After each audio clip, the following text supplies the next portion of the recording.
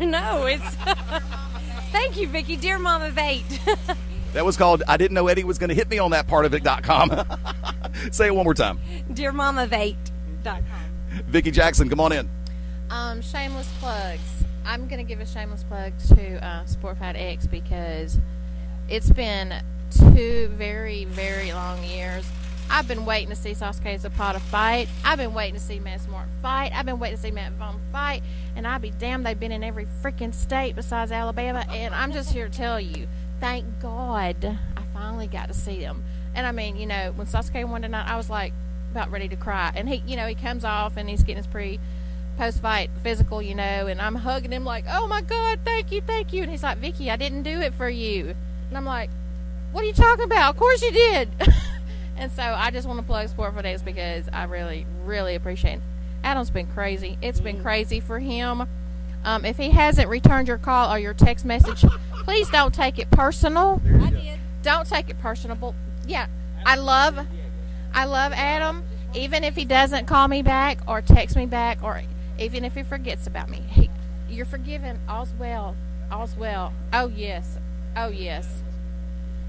And this is where I'm going to cheat for a second because he doesn't know I'm going to do it. Speaking of driving people crazy, no, come on in. And Vicki, sorry, Christy, I'll let you do the honors. Come on in one more time. This is actually my husband, Brian Isbell, and he does a lot that people don't really know about. He puts up with me. I was about to say that because you were there during Christy's interview in studio on Beyond Ringside, and you have watched the transformation from an MMA mom to an MMA activist to, some would say, possibly, let us know. You had to see that to believe it. I'll talk about it live a little bit later.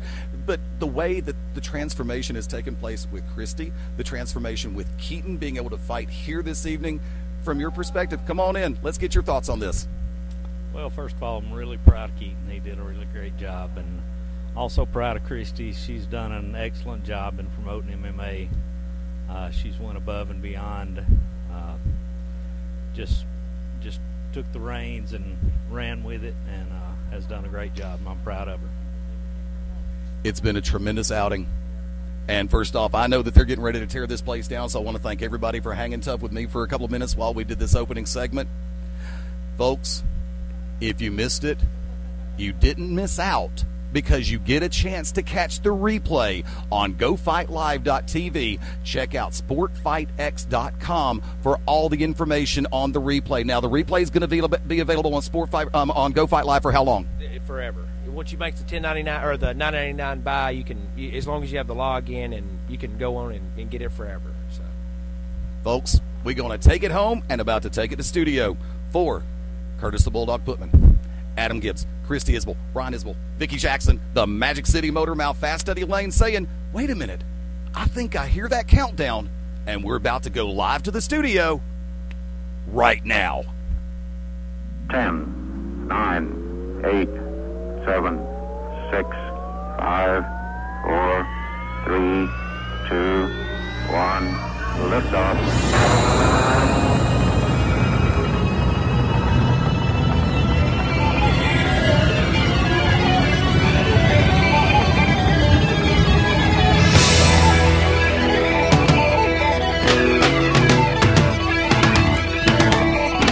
It really feels weird sometimes pulling the intros like that.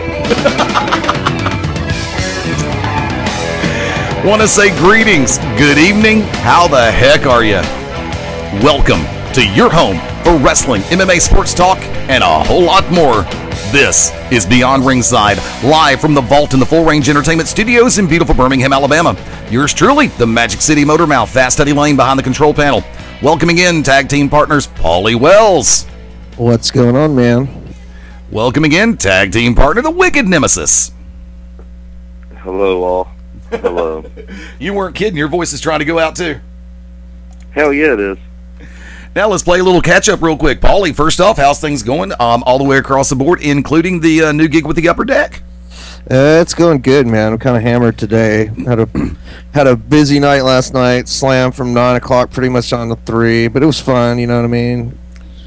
For those in the Birmingham metropolitan area, Central Alabama, you can catch Paulie at the Upper Deck on Valley Avenue Thursday, Friday, and Saturday night, starting at 9 o'clock each night. He is hosting one of Valley Avenue's favorite sing-alongs, Yeah, actually, we've got some big things coming up over there. I'm not going to go into details right now, but some pretty big news came in this week, and we're going to be putting some new lights in. We're going to be putting new sound systems, all kinds of crazy stuff in there. So, yeah, stay tuned for that. Wicked Nemesis, how'd the week go for you, buddy? Oh, Lord have mercy. Let's see. Started off Wednesday night at Shoot Finish, of course, and great night with that. We actually had 3 guests, so that went awesome. Thank you once again to Kyle Matthews. Thank you, Damon Taz, and Damon Taz coming on doing Will Five and Shane Knowles. Speaking of Shane Knowles, Saturday night, did PWA last night and Peach State Wrestling Alliance for those that don't know. And let's see, where can I start?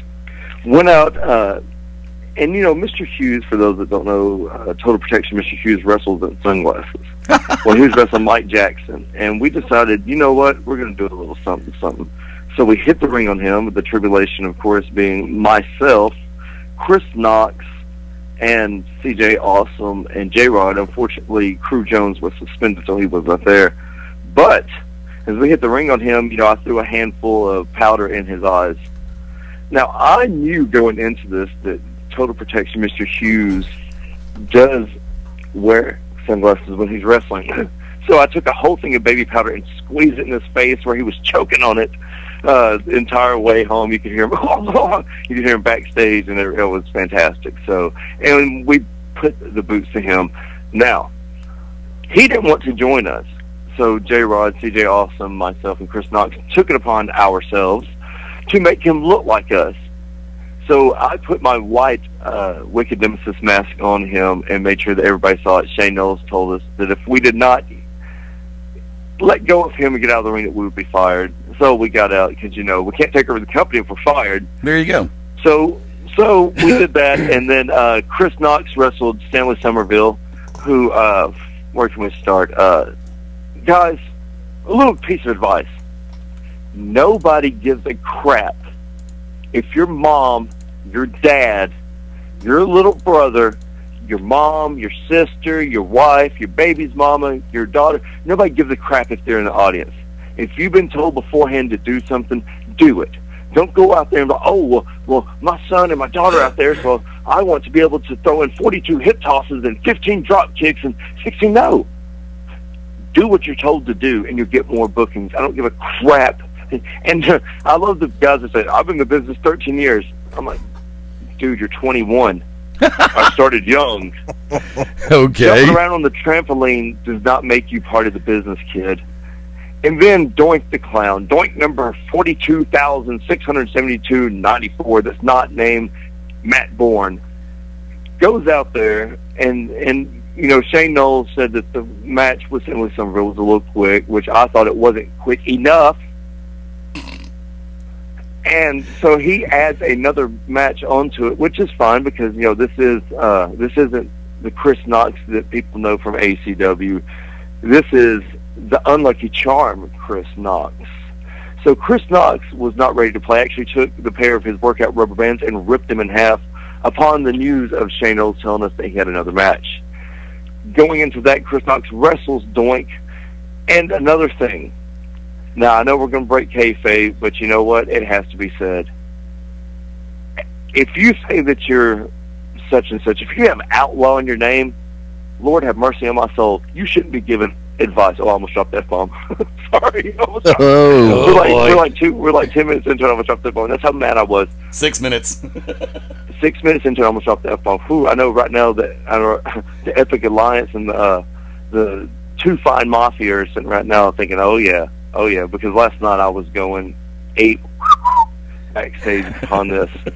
The finish happens, and since you didn't get your moonsault in, and you're going to miss the moonsault anyways, you kick out. So now you get hit with the clothesline from Hill and you kick out. And if you get hit with something tremendous, if you get hit with 3 finish, and the finish that you take is weak, oh boy, oh my soul, don't you ever go in another locker room with me. I'm telling you right now. You want to be booked? And then come to me about, hey, man, how can I be booked at ACW? Oh, yeah, you'll be booked. You'll be booked real quick. Booked on that last train to Clarksville. No, you'll be booked where you have about 40 seconds to get what you need in, and that is enough time to breathe and pray for whatever God you deify, because Chris Knox is going to send you there. Oh my God, I was so furious. I come around the corner, nobody got in my way. I went straight to where it happened and said, what the happened? Why is this happening? And then it leads to this. And you know what it is? They waited till I left to go do other things and carry on other business with J-Rod and CJ Awesome and do Mr. Hughes' interview with him and do this with Shane Knowles and then go and start adding stuff in. Oh, yeah, that shows that you're really a vet. Let me tell you. Do what you're freaking paid to do. That's what you do. And if you botch a spot, admit to it. Exactly. And then, so we went out, and I was in such a foul mood, we interjected ourselves into the tag team match, the exotic ones, and of course the Two Fine Mafia.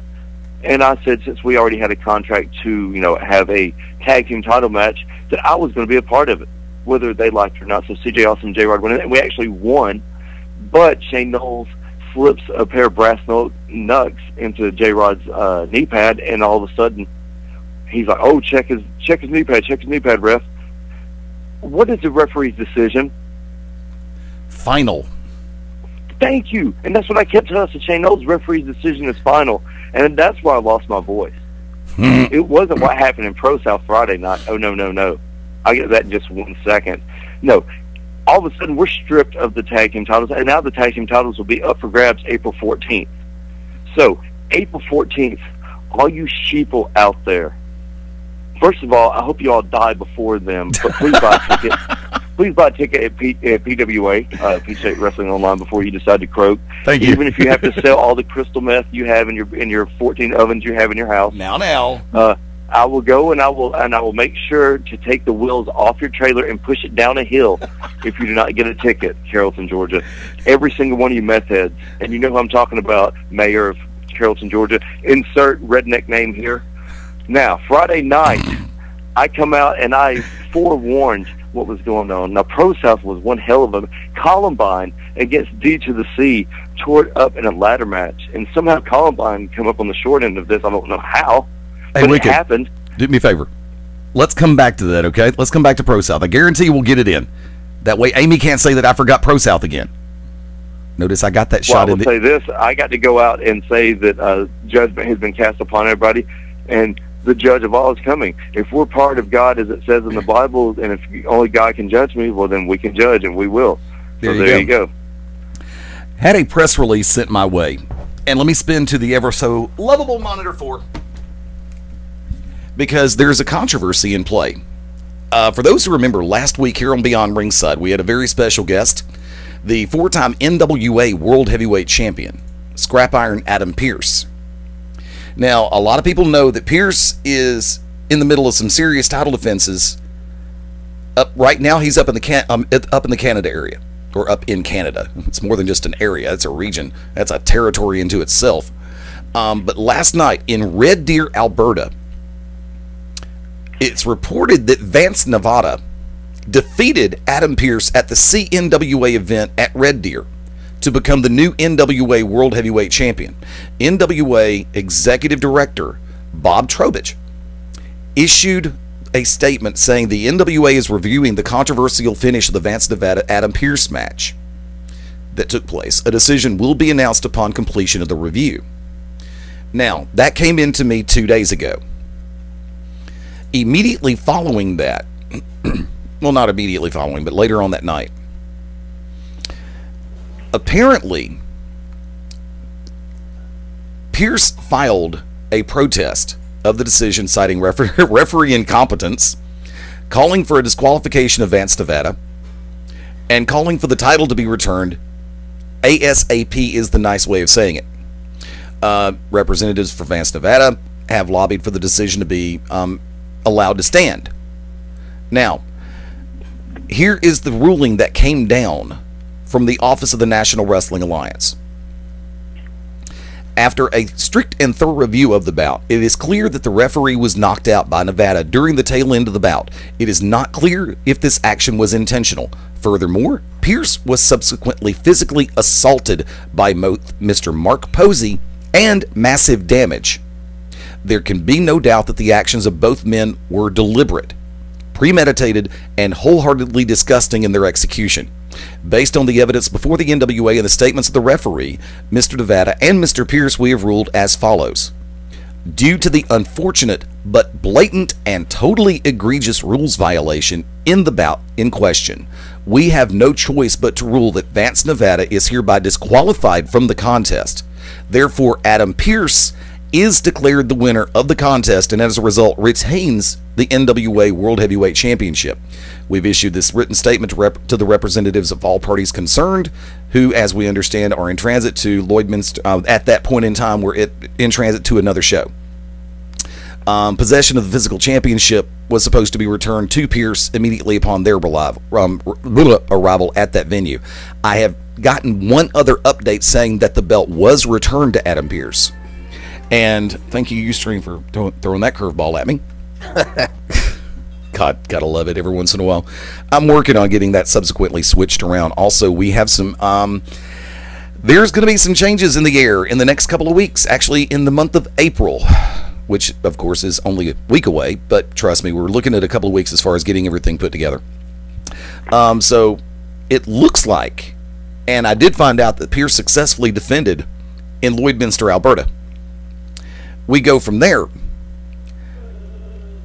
I don't have my full set of notes on the title defenses directly in front of me, but at this particular point in time, it looks like Pierce will be en route to Fort Lauderdale, Florida, and battle the belts from NWA Ring Warriors.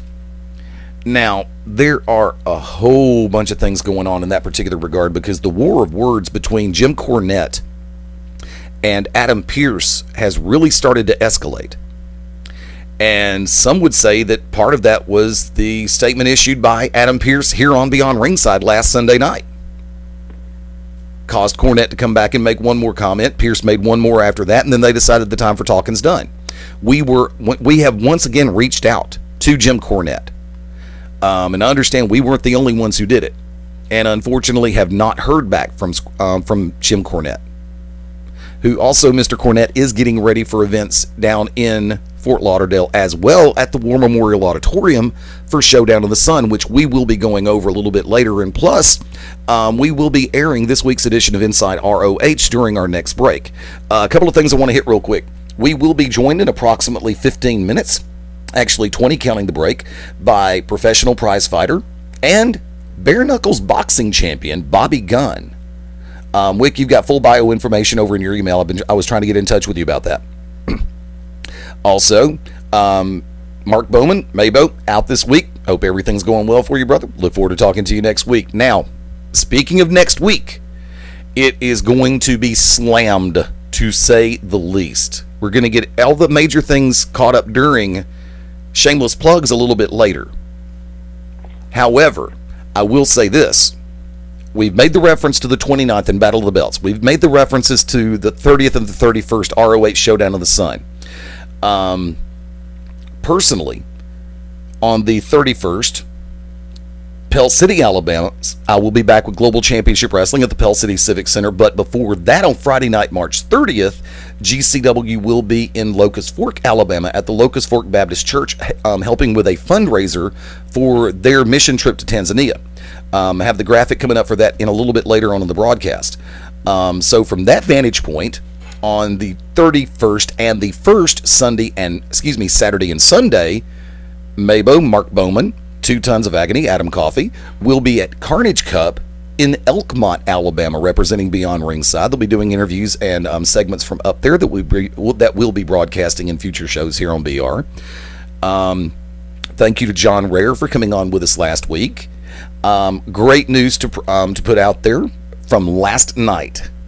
In Huntsville, Alabama at the Von Braun Civic Center, Stephen Wheelheit, who was a guest of ours here last week on Beyond Ringside, who was scheduled to fight in the main event at the Sport Fight X pay-per-view at the Von Braun Civic Center South Hall, live on GoFightLive.tv, the pay-per-view. Stephen was successful. Great victory last night, and I will say this, and I made the reference to it during the pay-per-view, that Stephen Wilhite was originally training to face another person. That person had to pull out of the fight. Jonathan Clemens took this fight on 2.5 weeks to 3 weeks notice. Now, for those who understand the art of mixed martial arts and the training and preparation, you like to be able to sit back and take a look at your upcoming opponent. You like to try to learn, it's just like football and any other major sport. You like to be able to track tendencies, learn the strong points, try to figure out the weak points in your opponent. And sometimes 3 weeks is not enough time to put that training together as well as work on a game plan. It really isn't in a lot of ways. So first off, for Jonathan Clemens to take the fight on such short notice, true professionalism on his part. Stephen Wilhite did the same thing, took the fight on short notice, 2.5 to 3 weeks. Tip my hat to you, sir. Tremendous win last night. Both men gave a great accounting for themselves. And also, Wicked, you will remember MMA fighter Sasuke Zapata, who came in with us, I think it was during the Fox and Hound era here on BR. He was on the Sport Fight X show last night, took home a victory in his match. Sasuke took on Paul Gardner, and Sasuke took home a victory in that one. It was originally billed as Alabama versus Georgia, but I will be if you heard the opening for the show that we aired at 5:15 Central, you heard a number of different people, and I want to give a very special thank you and tip of the hat to my broadcast partner last night on the pay-per-view, Curtis the Bulldog Putnam. Also from the MMA Zone on 97.7 The Zone up in the Huntsville, Alabama market. Curtis is going to be joining us in the very near future. I want to say thank you to Adam, Bruce, Nikki, Omega Dave, everybody on the Sport Fight X and Omega Lighting and Sound and the Go Fight Live side of the pay-per-view from last night. Everything from the live to the feed. We had some obstacles we had to overcome, and one by one, they popped up and we knocked them down. And I want to sit back and say that if it came across on pay-per-view half as good as it came across live, half as good as it looked live, you were able to enjoy a great MMA pay-per-view from Huntsville, Alabama. And my closing note on this is, I don't know if, I'm sure the rest of the guys will have a chance to listen on the replay.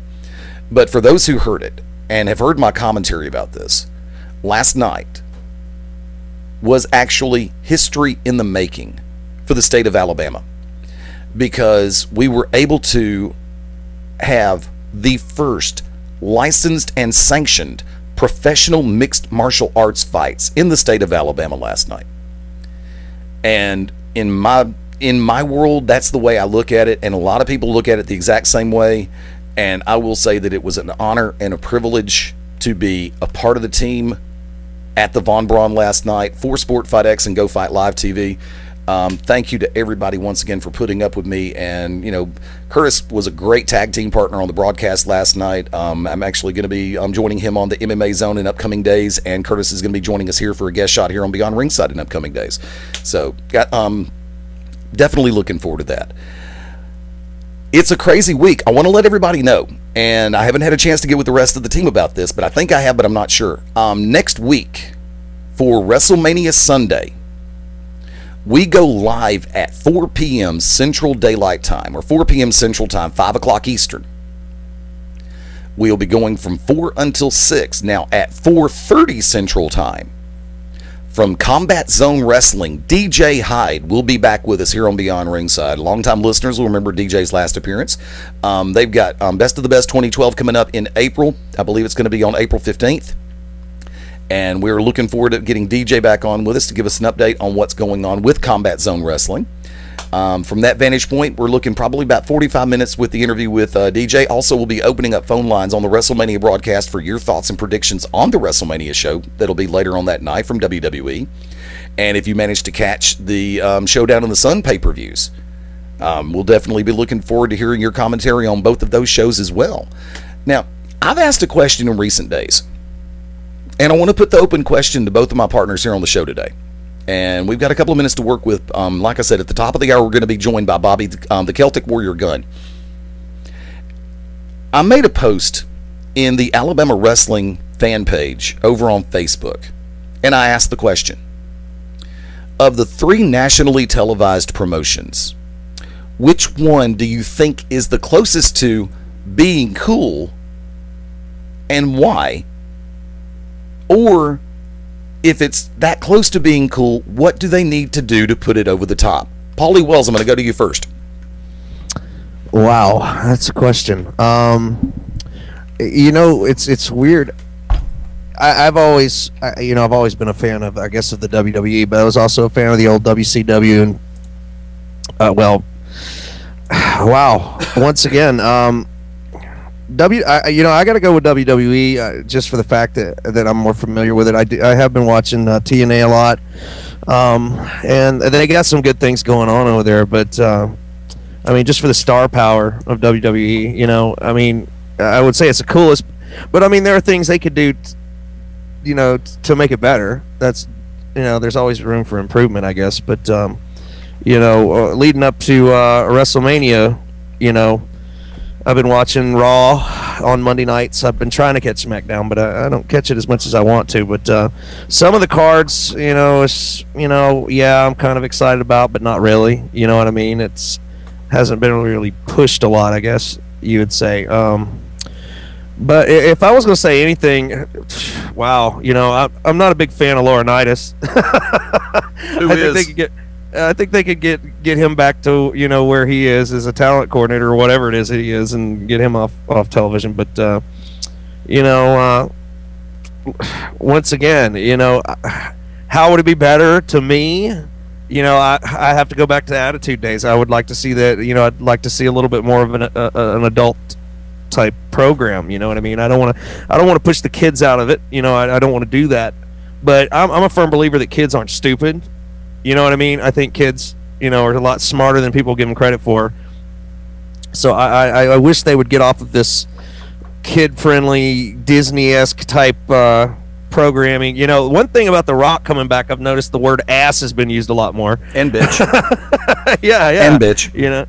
Yeah. So, you can't. I mean, that was Rock's stick. When he was with the Attitude, he never held back. And I know he does Disney movies now and all that stuff too. But I mean, his character was always like that. So, I guess that's the biggest thing is, I'd like to see some of these characters that are already there. I think me and Nemesis, we've talked about this on here as well. There's a lot of talent back there, but it's either being suppressed or just not pushed. They're not getting pushed. So, with the stable they have of all the characters they have, I think honestly WWE is still king of the hill, but they better get their blank together. Yeah, I dropped the S-bomb. There you go. They better get it together pretty fast. Now, Wicked, before I come to you, there's something I want to lay out there from the show from last night. You and I have had, and Mabo and Brooks, we have all had great conversations about women's wrestling and women's mixed martial arts. Last night, in an untelevised during the live show, but it will be shown during the replay, an untelevised match. The leadoff match for the evening was a women's MMA match. Molly Richardson and Annalicia Rochelle Smith. I hope I pronounced the middle name right. I know it's Annalicia Smith. And I will say this. These two women came out there swinging. These two women came out there with a great functional knowledge of mixed martial arts. Their kicks were crisp, round and straight kicks. Punches looked great. Holds executed to a T. And I say it like that because everybody always holds women's MMA and women's wrestling to a different standard. As it, I don't know. I'm not going to say as it totally should be, but by the same token, you get to that point where you get deluged with so many, glamour girls and stuff like that. But that part having been said, dude, last night the two ladies in the cage gave a great account for themselves and a great push, in my opinion, for women's MMA. Now, Wick, over to you on the question. WWE, going to WWE and all the wrestling, sports entertainment, whatever you want to have, all they need to do is start stopping to insult the intelligence of their fans. Most of the people in America, they have average IQ, obviously, because that's what's called average. But there's a perception that most mixed martial arts and most combative sports fans are retards or below average. And I don't agree with that. I believe, it's the same thing with comic books. There's a large array. And the thing about it is I realize comic books that have come up nowadays, they do not insult the intelligence of the readers as, kind of the kid-friendly comics were in the 90s. In the 90s, they started taking the that edge of a turn. Wrestling as a whole needs to stop insulting all of our intelligence, plain and simple. And make sure when you see a weakness to fill it in. Bring back managers. Stop insulting, women's wrestlers. It's horrible when women's wrestlers have to go to customs matches just to be able to actually wrestle and make money. So, yeah. That's it. Yeah, we've had that conversation before. Well, this is where I'm going to break from the norm, I guess.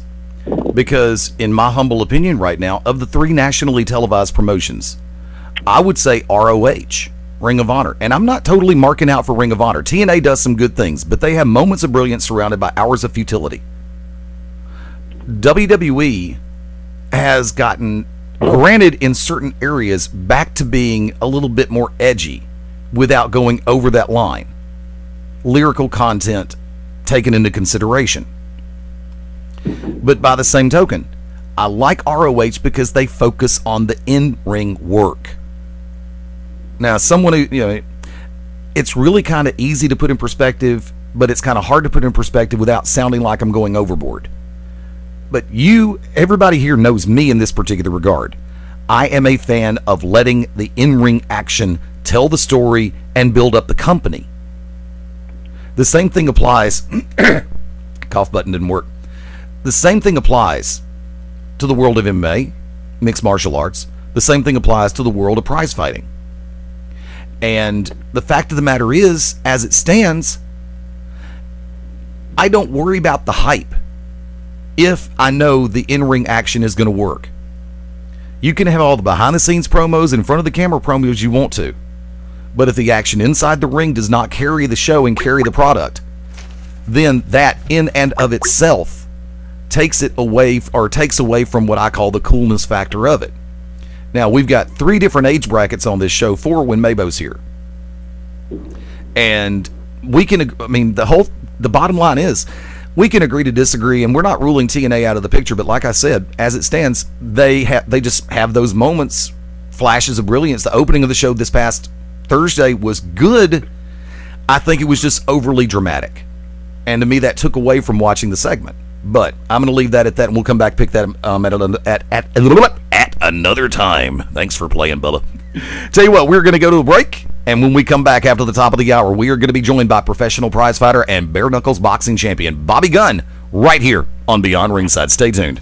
Showdown in the Sun is just 1 week away, and tonight we've got your final Showdown countdown inside Ring of Honor.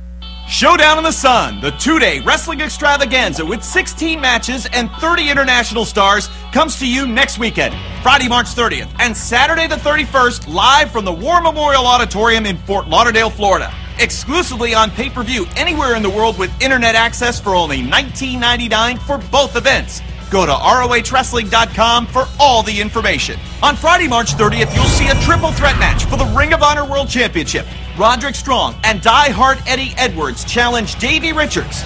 Kyle O'Reilly takes on Jay Lethal for the World TV title. The All Night Express battle the Young Bucks in a street fight. And just added last week, La Revancha. El Generico returns to Ring of Honor to face pro wrestling's worst nightmare, Kevin Steen. Also on March 30th, pro wrestling legend Lance Storm faces the prodigy Mike Bennett with Maria Kanellis. Storm and Bennett go into this match with very different viewpoints. Saturday afternoon, March 31st, is headlined by 3 Blind Destiny Challenge matches. Roderick Strong versus Jay Lethal, Eddie Edwards versus Kevin Steen, and Davey Richards versus Michael Elgin. Whoever holds the World Championship after Friday night's triple threat match will defend it in his match on Saturday. Plus, the Briscoes go to war with Charlie Haas and Shelton Benjamin with the World Tag Team titles on the line. The Young Bucks face the All Night Express in a tornado match. And just added last week, the Battle of Former Partners when Adam Cole takes on Kyle O'Reilly.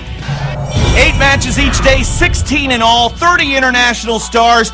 You have to see it to believe it, whether live and in person or anywhere around the world. It's a wrestling fan's dream weekend. We will see you next week at Showdown in the Sun or right here on TV inside Ring of Honor. 8. I deliver your Sunday paper every week. 7. We work on the same floor.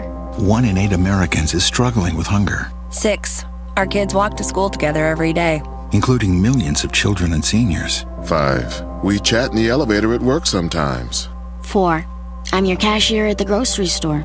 Who's the 1 in 8 in your life that needs help? You can make a difference through Feeding America at feedingamerica.org/1 in 8. A public service announcement brought to you by Feeding America and the Ad Council. Yo, what's up?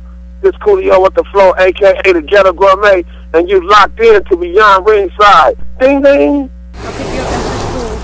Most days go by without a whole lot of surprises. But what if a disaster strikes without warning? What if life, as you know it, has completely turned on its head?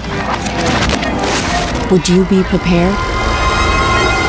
Before a disaster turns your family's world upside down, be ready. Get a kit. Make a plan. Be informed. Learn how at www.ready.gov. Brought to you by the Federal Emergency Management Agency and the Ad Council.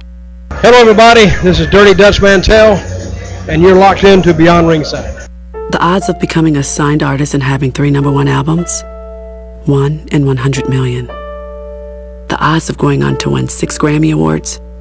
1 in 1.4 million. The odds of this performer having a child diagnosed with autism? 1 in 110. I'm Toni Braxton, and I encourage you to learn the signs of autism at autismspeaks.org. Autism Speaks. It's time to listen. Brought to you by Autism Speaks and the Ad Council. This is Ben Masters, locking it down with Beyond Ringside. Don't miss it. Be there. Hi, I'm Ryan Seacrest for RAD. Over 300 people in this country are killed every week by a drunk driver. That's the equivalent of 2 747 plane crashes every single week. And the problem isn't going away unless we all do our part to stop it. So if you see someone who's about to drive after drinking, get the keys. Don't leave it up to anyone else. Friends don't let friends drive drunk. A public service announcement brought to you by RAD, the National Association of Broadcasters, and the Ad Council. This is Bob Allen, co-author of Gordon Soley's Something Left Behind and the Soley Chronicles, and I'm locked into Beyond Ringside. Hi, this is Ozzy Osbourne. For many years, you know I've had a drink problem, and I'm trying to battle that problem every single day. But one thing I don't do, I don't drive my car when I'm drinking. I get someone to drive me.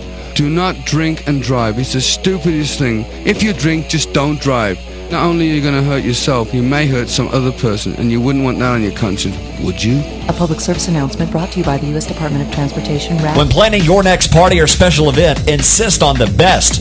Full Range Entertainment is a professional entertainment company providing a full range of services. From professional disc jockeys and MCs to catering and photography, when the details of your special day must be perfect, call us first. Wedding receptions, corporate parties, school functions, birthday celebrations, and more.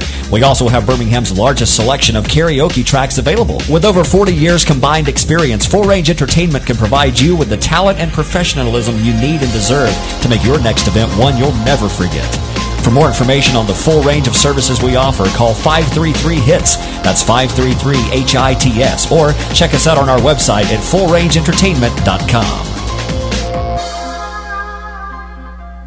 This is Angel Orsini. This is the Human Hand Grenade, Danny Only. This is Dirty Dutch Mantel. This is Liz Savage. This is Vinny O'Brien, 2010 Golden Glove champion. This is Gabe Sapolsky from Dragon Gate USA and Evolve Pro Wrestling, and you're locked into Beyond Ringside.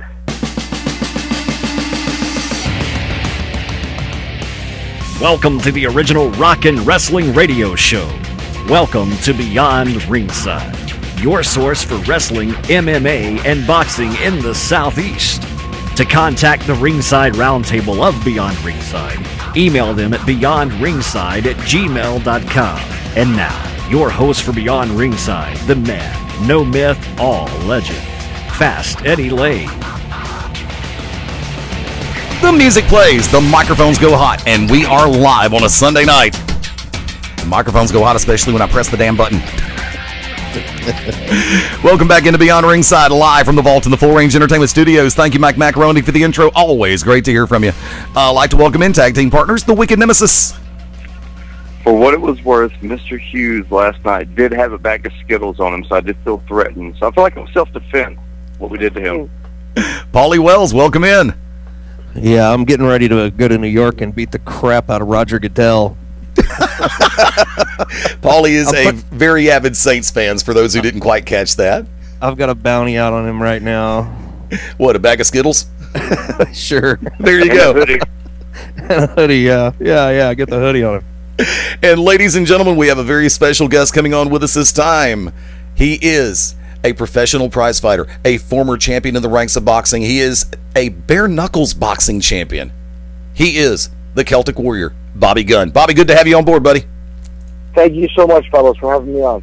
It is our pleasure. You've got some great... I had a chance to look over the resume, and you have definitely built the credibility and helped to build the world of professional prize fighting. You've done tremendous inside the ring. You've been a great ambassador of goodwill for the sport and the business of boxing.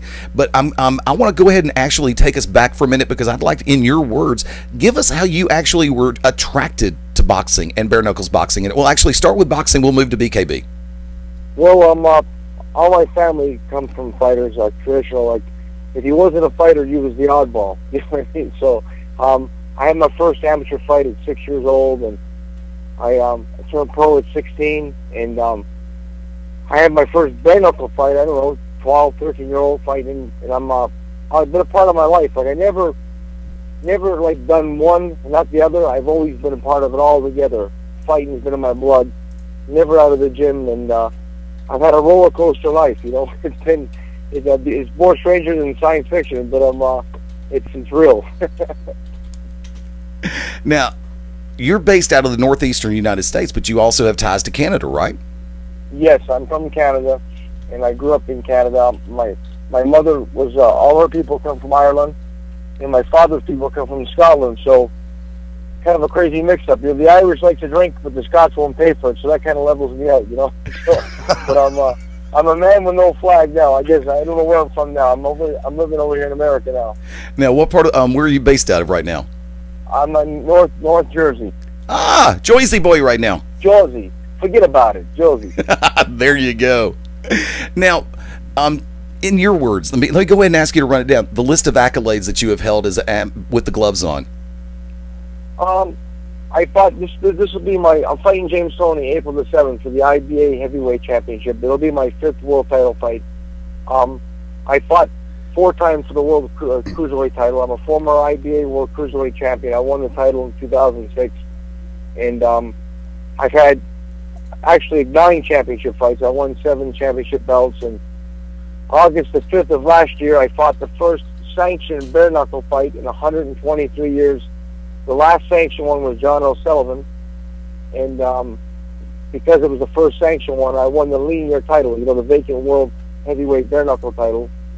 And being a part of that was a history-making thing. You know, God's been good to me. I got to do a lot of things and see a lot of things in my life. But I really believe that bare-knuckle boxing is on the verge of becoming mainstream. It's a really, if it takes off, it could be a hell of a good sport.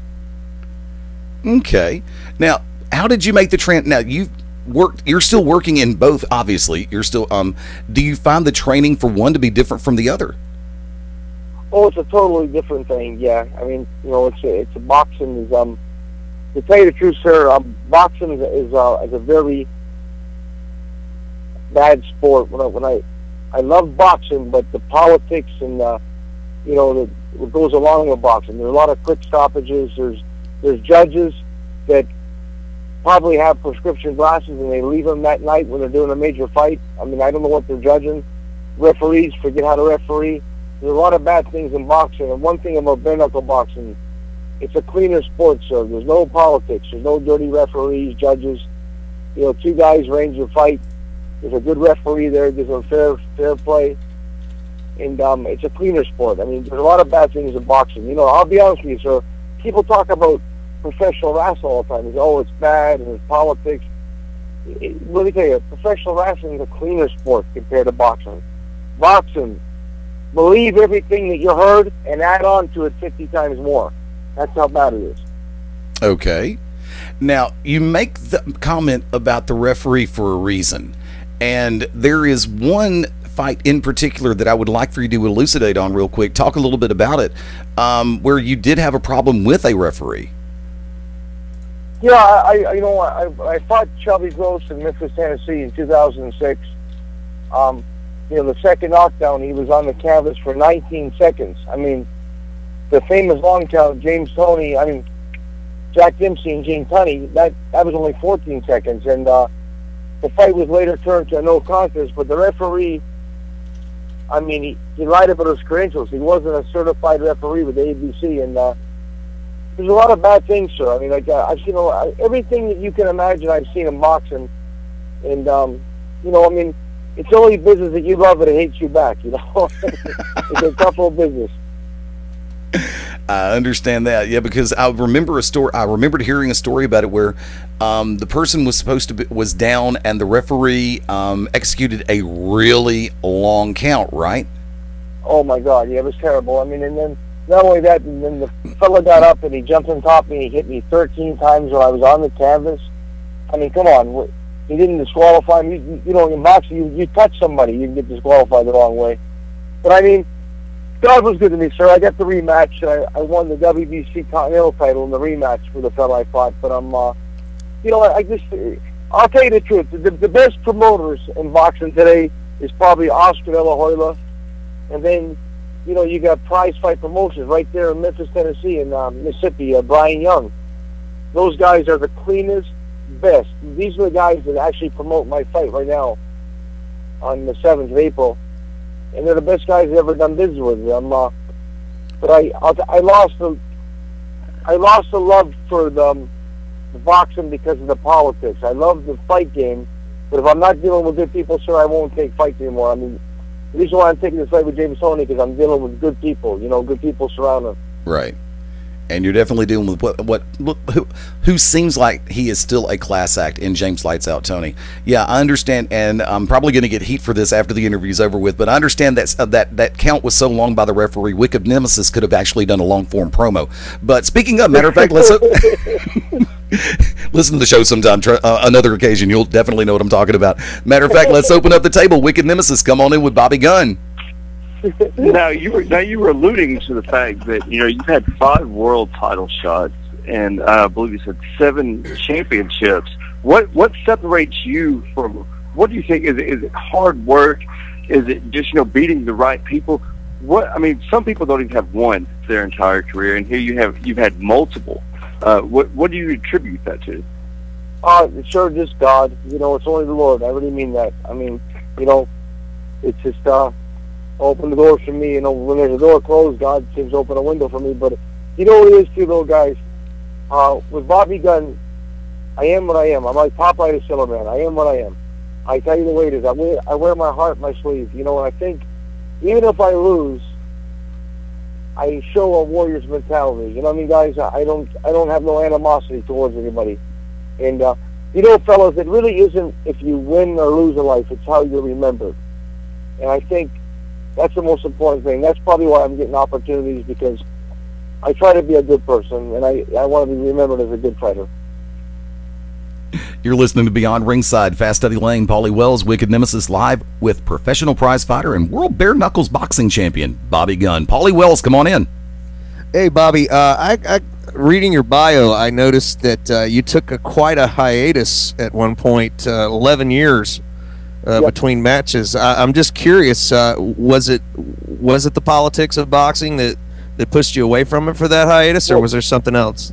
Well, yes, but there's two things. Like, if you look at the hiatus, I wasn't really hiatus. I was on the underground circuit at that time, bare knuckle fights. I wasn't like, like a lot of people understand me inactive, but you're not really inactive.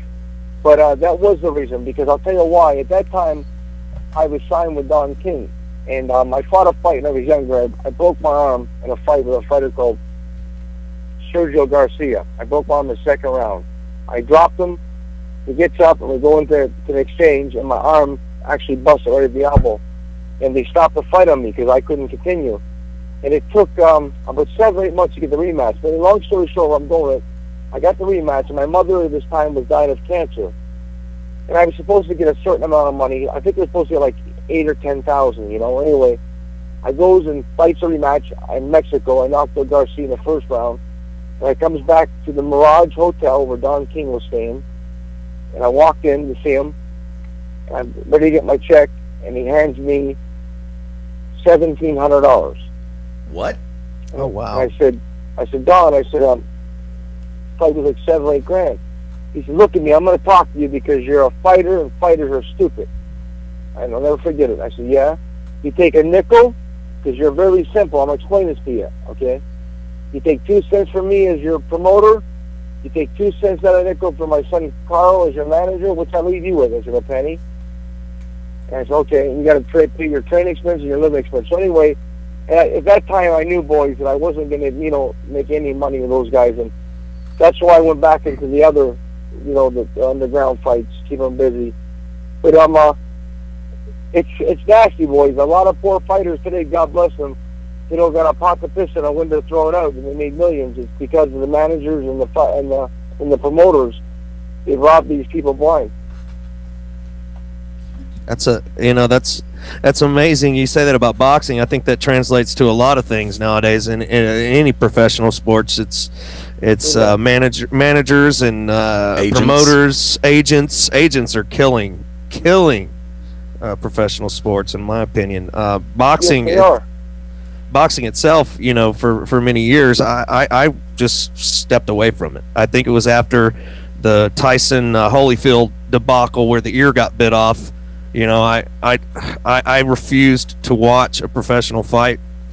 I haven't watched one since because I don't blame you, but I don't watch them too much either, and I admit it, But I mean, everything you can imagine, brother. I mean, I've been extorted by underground mob bums and trying to take you this and that and trying to push you and do something. It's a bad business. I mean, it draws the worst, and all you can do is just thank God for your blessings and try to be the good person and stay away from them. Stay away from the love those who love you and stay far away from those who don't. I know that you're under time constraints, but I want to ask you one quick question real quick. Actually, make it two, and they're real quick. Number one, do you feel, as a professional prize fighter and someone who has had a love for the business and is redeveloping that love, on the so-called grandest scale, do you think that Mayweather-Pacquiao will ever finally happen, or will one of them keep running? I think that I don't think it's going to happen in my heart, and if it does happen, boys, it's going to be a very dull fight. Don't get excited over it. Mayweather wins a split decision because he will backpedal and move. If it does happen, it'd be like a scale 1 to 10, 10 being good. I say it's like a 3. I mean, I don't think it's going to happen. The money they're asking is terrible. I mean, the money that they're talking, you got to understand, boys, there's fighters fighting world championship fights today, and they're only making 15, 20 grand. And that's the God's truth. Think of the money that these guys are asking for, 30, 40, 50 million. I mean, it's insanity, and they're making it hard for all the rest of the fighters in the world. I don't think it's going to happen. I don't think it will. If it does happen, it won't be exciting. But like I told you, Mayweather wins the decision. It won't be nothing spectacular. If it does happen, don't get your hopes up. Pacquiao's going to knock him out. None of that's going to happen. Now, the reason why I ask it that way is because the second question is, based on what could have been, what everybody's favorite line to use is, what could have been, do you think the fight should actually take place? The fight should have happened 2 years ago. Okay. I mean, that's the truth. These guys, I mean, they're getting older. I mean, let's be honest about it. I mean, Pacquiao, he didn't look so good in his last fight. He's slipping, and I don't think that these guys are really, they're going to fight one another. They're all talking. Let's be honest about it, boys. Both of them are millionaires. They got all the money in the world. They really don't have to fight one another, really. I mean, but it's boxing. Anything can happen, I guess. Now, moving into a different geographic location, which is that this is going to take you a little bit out of your geographic element, but I'm pretty sure you're definitely ready for the challenge. It's coming up on April the 7th. It's going to be in South Haven, Mississippi, at the Landers Center. You have an opportunity at the IBA World Heavyweight Championship held by James Lights Out Tony. A number of boxing fans are definitely going to know that name right off the top of their heads. Yep. First off, when the fight was signed, what was the first thing that popped through your head? Oh, I was, like I said, I got the call for the fight. I was excited about it. I've been at, the last couple of years, I've been trying to get a fight. I couldn't get one, and I know James Toney. James Toney's a Hall of Fame fighter. As you know, there's so many titles in boxing, but it's the fighter that makes the title. And James is a great fighter. He's not really a nice person. He's a very mean, arrogant person. He doesn't have a nice word to say about anybody. But a fighter, he's a great fighter. And I'm training hard for it. I'm coming to win. I mean, he likes to bully people, but he's no bullying me. And it's funny, I'm talking about bully right now because I'm dedicating this fight to something. It's bully awareness, fellas. Little boys and girls are being bullied all over the country. I don't know if you read about this, but they're actually, some kids are committing suicide over this. Yeah. It's a terrible thing going on. And I'm trying to get any big names in sports to get involved and stand up to help these kids. Talk to them, go to the school. Any victims, reach out to us. And it's a bad thing going on. And believe it or not, a lot of top athlete fighters I've contacted, asked them, not asked them put their hand in their pocket, nothing about money, just be involved in it. They turn their head, they won't even want to get involved, and it's a thing going on all over the world, and it's bad boys. Little boys and girls are utterly committing suicide because they can't cope with being bullied and name called. Before we move on any further, two things I want to say. First off, I want to give a very special thank you on behalf of all of us with Beyond Ringside to a longtime friend of ours, Chris Cella, for helping to set up the interview with Bobby. Always a pleasure to talk to Chris. Always great to have him on board with us. He's a tremendous individual and does a lot of great work. Also does a column for Examiner.com out of the Jersey fight scene in the Northeastern, but he also covers a lot of the national attractions. Number two, I want to address a quick rumor that came my way about 10 minutes ago. There has been a rumor floating around about a possible showdown between you and Roy Jones Jr. Has anything happened with that? Well, that's who we were supposed to fight, and before the James Toney fight, and he turned down the money. I guess he didn't like the money that the promoter was offering him, and I thought it was a good deal. We come close to making the fight happen, but it didn't happen, and then James Toney come up. And Tony stepped up and said, I'll take the fight, and he decided to put the IBA championship on the line. Yeah, he did, my brother, and it's a great opportunity for me because the first time in history there's ever been a current, like the bare knuckle world champion fighting a world heavyweight boxing title at the same time. And like I said, I'm a former world IBA cruiserweight champion. I'm also getting a shot at the IBA heavyweight title. It's a lot of things, and for record-breaking things in boxing, I'm very excited to be involved with. I mean, and we've talked about during the first part of the show, we talked about historic events. The state of Alabama just made history last night with its first professional sanctioned and licensed MMA show. Actually, it was a pro-am, but we made history by having our first sanctioned pro fights here. Tremendous opportunity on that. We've also got the athletic commission in place. Who knows? We might be able to get you down here to the state of Alabama for a boxing match, boxing show sooner or later. But love it. And for those of you who just heard, now this is the first time, if my notes are right. You just said it a second ago, but I want to follow up on this real quick before we let you run. This is the first time in history that a world bare knuckles boxing champion and a recognized world boxing champion will be in the same ring duking it out over that boxing championship, right? Amen. It's the first time it's ever been done, and to be honest with you, James Toney is a great fighter, but I'm coming to fight my guts out for him, and he said a lot of bad things, boys. He's I'll be honest with you, he said a lot of racist remarks towards me. He stepped out of line. He's not a nice guy, and I've been going through a training camp of hell, and April the 7th, I got a big fan base coming, a lot of people, all my family's coming, but I do recommend anybody out there, if you want to see a real scrap, a real fight, come see it, because you're not going to forget it. Now, if you are successful in this bid to win the IBA World Heavyweight Championship, you will be the first fighter in history to hold both a recognized World Boxing Championship and a recognized World Bare Knuckles Boxing Championship, right? That is correct, 100%. So you have a chance once again, Bobby Gunn, to make history in two sports, bare knuckles boxing and prize fighting. If you've got if you can hang with us for one short second, I want to go one more round. I want to ask a really quick question. That's where I was coming to. Mr. Gunn, Bert Sugar passing away. Your thoughts on that? Oh, boys, I didn't even know this. This happened right now? Yes, sir. And I'm a huge Bert Sugar fan. Yeah, I know. I love him. Bert Sugar, you broke my heart right now telling me this, because he told me, 6 months ago, he told me when I called him, I spoke to him in New York, and he told me that when I won the vacant title in August the 5th last year, he told me that it was a lean year championship. John O'Sullivan was the last fighter to have it, so because that's the first sanctioned bare-knuckle fight, it's the lean year title. You're the heavyweight champion. I can't believe you told me this right now, sir. I'm heartbroken. Well, we just lost one of the greatest sports figures in boxing history. God bless him, and do a 10 count for him, boys. God bless him. Will do. And I am in shock as well. It just come across my Twitter, and and ESPN always has him on, and I'm 32. I've been a boxing fan, for years and years and years and years, and he was always the go-to guy, him and his cigar. So I just had to ask you why you were on. Well, let me tell you. I got in touch with him, and like I said, I was fighting the first sanctioned bare-knuckle fight. I didn't know the thank you all this, and he told me, he said, son, if you're successful, it's the lean year championship, because the last one was fought with John O'Sullivan 123 years ago.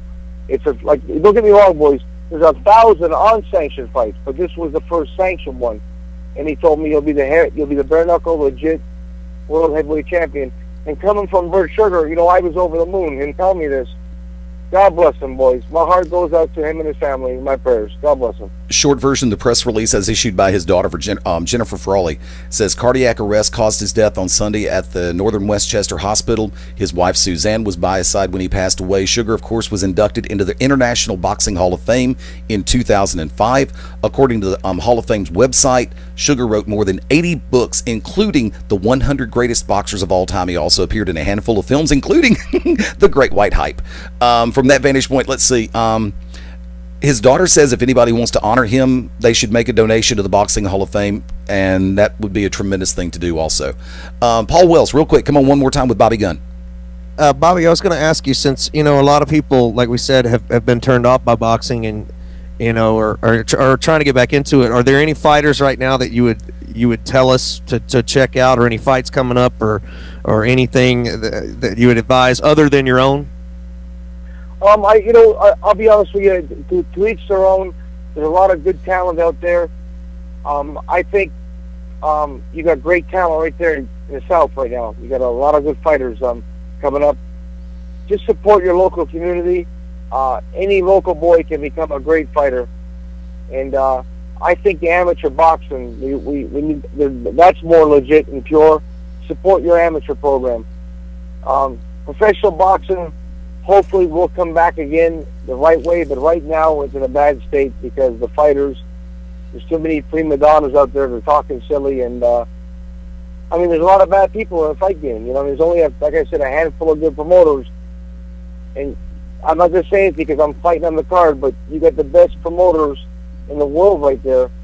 Prize Fight Promotions, Brian Young, those guys are great, a great outfit. What do you think? Great system. Do you think, and I've thought this for a while, do you think that boxing, the biggest turning point in boxing was when it turned more towards the image of the boxer rather than the ability?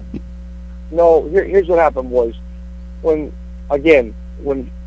world famous judges on any given night, they can't see. I guess they forget their prescription glasses.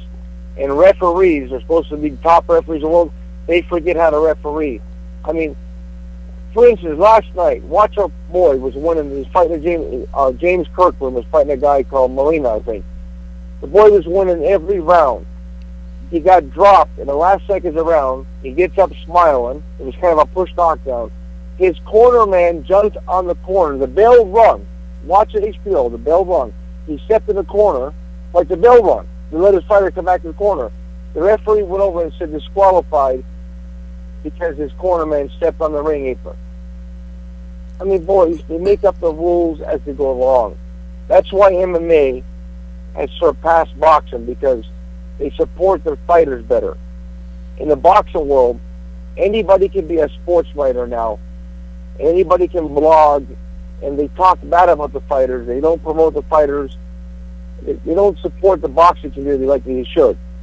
MMA supports their community more. That's why MMA and UFC has passed boxing 100-fold.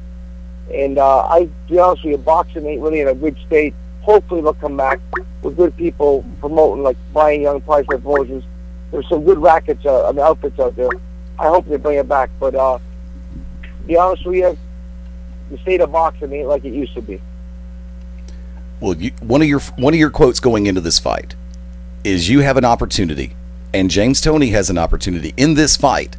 You can put on a heavyweight fight that will bring the excitement back to a division and to the world of boxing that badly needs it right now. Folks, the event we're talking about is coming up on April the 7th, South Haven, Mississippi at the Lander Center. It will be a 12-round fight for the IBA World Heavyweight Championship.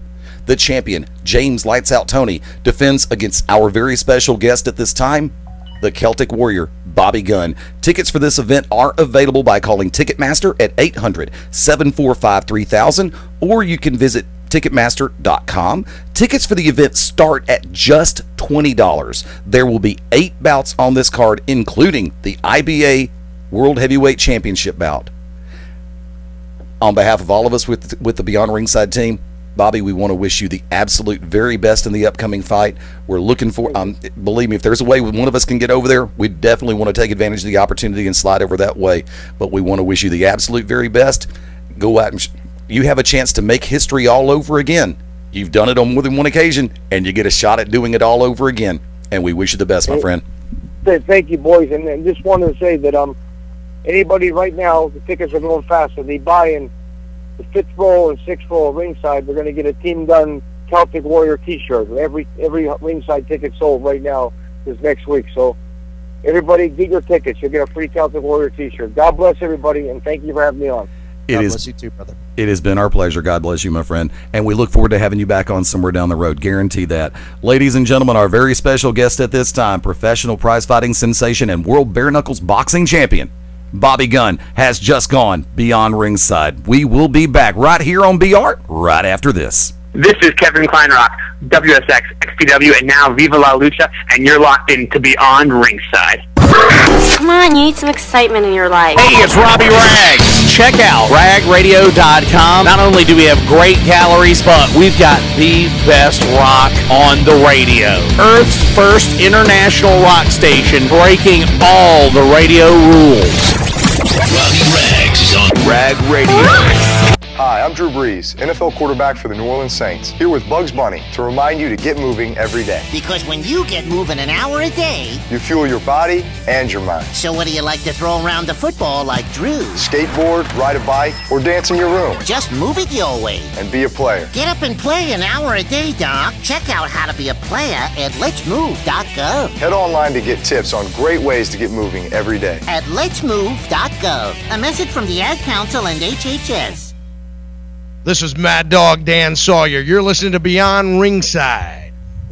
Confessions of a Potentially Perfect Parent, brought to you by AdoptUsKids.org. I know more about cooking dinner for a party of 12 than about packing a lunch for a 12-year-old. I know kids like things like fish sticks. Fillets, I get, but sticks? Maybe we can just compromise on mac and cheese. Can you make that with Brie? You don't have to be perfect to be a perfect parent. There are thousands of teens in foster care who would love to put up with you. Call 1-888-200-4005 or visit AdoptUsKids.org for more information. A message from the U.S. Department of Health and Human Services, Adopt Us Kids, and the Ad Council. This is Michael the Godfather Gibbons, and you are listening to Beyond Ringside.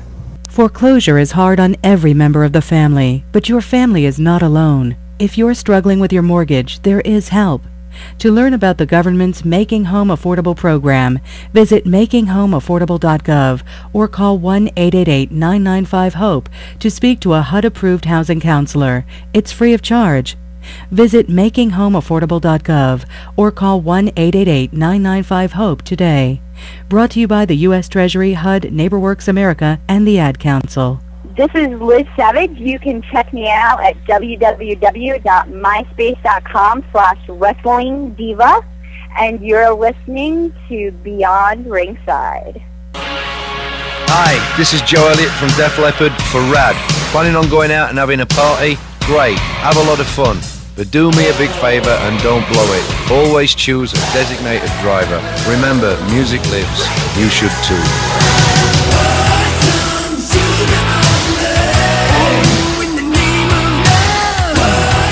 A public service message brought to you by the U.S. Department of Transportation, RAD, the National Association of Broadcasters, and the Ad Council. This is Dale the Demon Torborg, and you're locked in to Beyond Ringside. Hello, this is Robin Zanner. Hello, this is Rick Nielsen from Cheap Trick for RAD. Some people think it's fun to drive drunk, but that's unacceptable. Be smart. If you drink, don't drive. Think ahead and choose a designated driver. Remember, music lives, and so should you.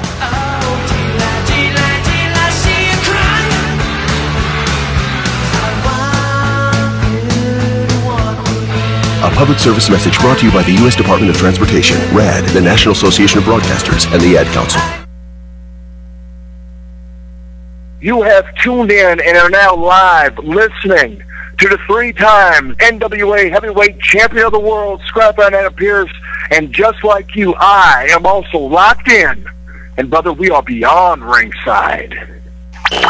Citizens of America, this is a message from feedthepig.org. Americans spent more money than they earned in 2005. This is the first negative savings rate in the U.S. since the Great Depression. America, we must start feeding the pig. On the 1st and the 15th, we must pay ourselves before we pay anyone or anything. We must make a budget. Even consider cutting up a credit card. Log on to feedthepig.org today. Find the benefits of saving for every stage of life. Brought to you by the American Institute of Certified Public Accountants and the Ad Council. This is Theodore Tutwiler III, the cock of the walk, and you're locked in to Beyond Ringside. There once was a boy wizard whose name was Larry Smarter. Larry, why weren't you in Professor Dinky Doodle's mythical creature classification class? Well, I'm taking Algebra 2 in a foreign language. Oh, so you can talk to unicorns? Not exactly, unless they're French. Larry wanted to go to college, so he visited knowhowtogo.org to find the classes he really needed. Getting into college doesn't happen magically. Learn more at knowhowtogo.org. Brought to you by the American Council on Education, Lumina Foundation for Education, and the Ad Council. This is Rigor Mortis, and you're locked on to Beyond Ringside. This is the Reverend Dan Wilson, and you're locked in to Beyond Ringside. Is sitting ringside at a heavyweight title fight on your bucket list? If so, this is Gary Parrish telling you to get ready to cross that one off your list, because on Saturday, April 7th, 6-time world champion James Lights Out Tony will fight Bobby Gunn for the IBA World Heavyweight title at the Lander Center down in South Haven. It's going to be the first heavyweight title fight in the Mid-South area since Lennox Lewis and Mike Tyson traded punches at the Pyramid back in 2002. Tickets are on sale at Ticketmaster.com and the Lander Center box office right now. It's going to be 7 undercard fights, then the main event. It's James Toney versus Bobby Gunn for the IBA Heavyweight title. So get your tickets now, and then I'll see you at the Lander Center on April 7th.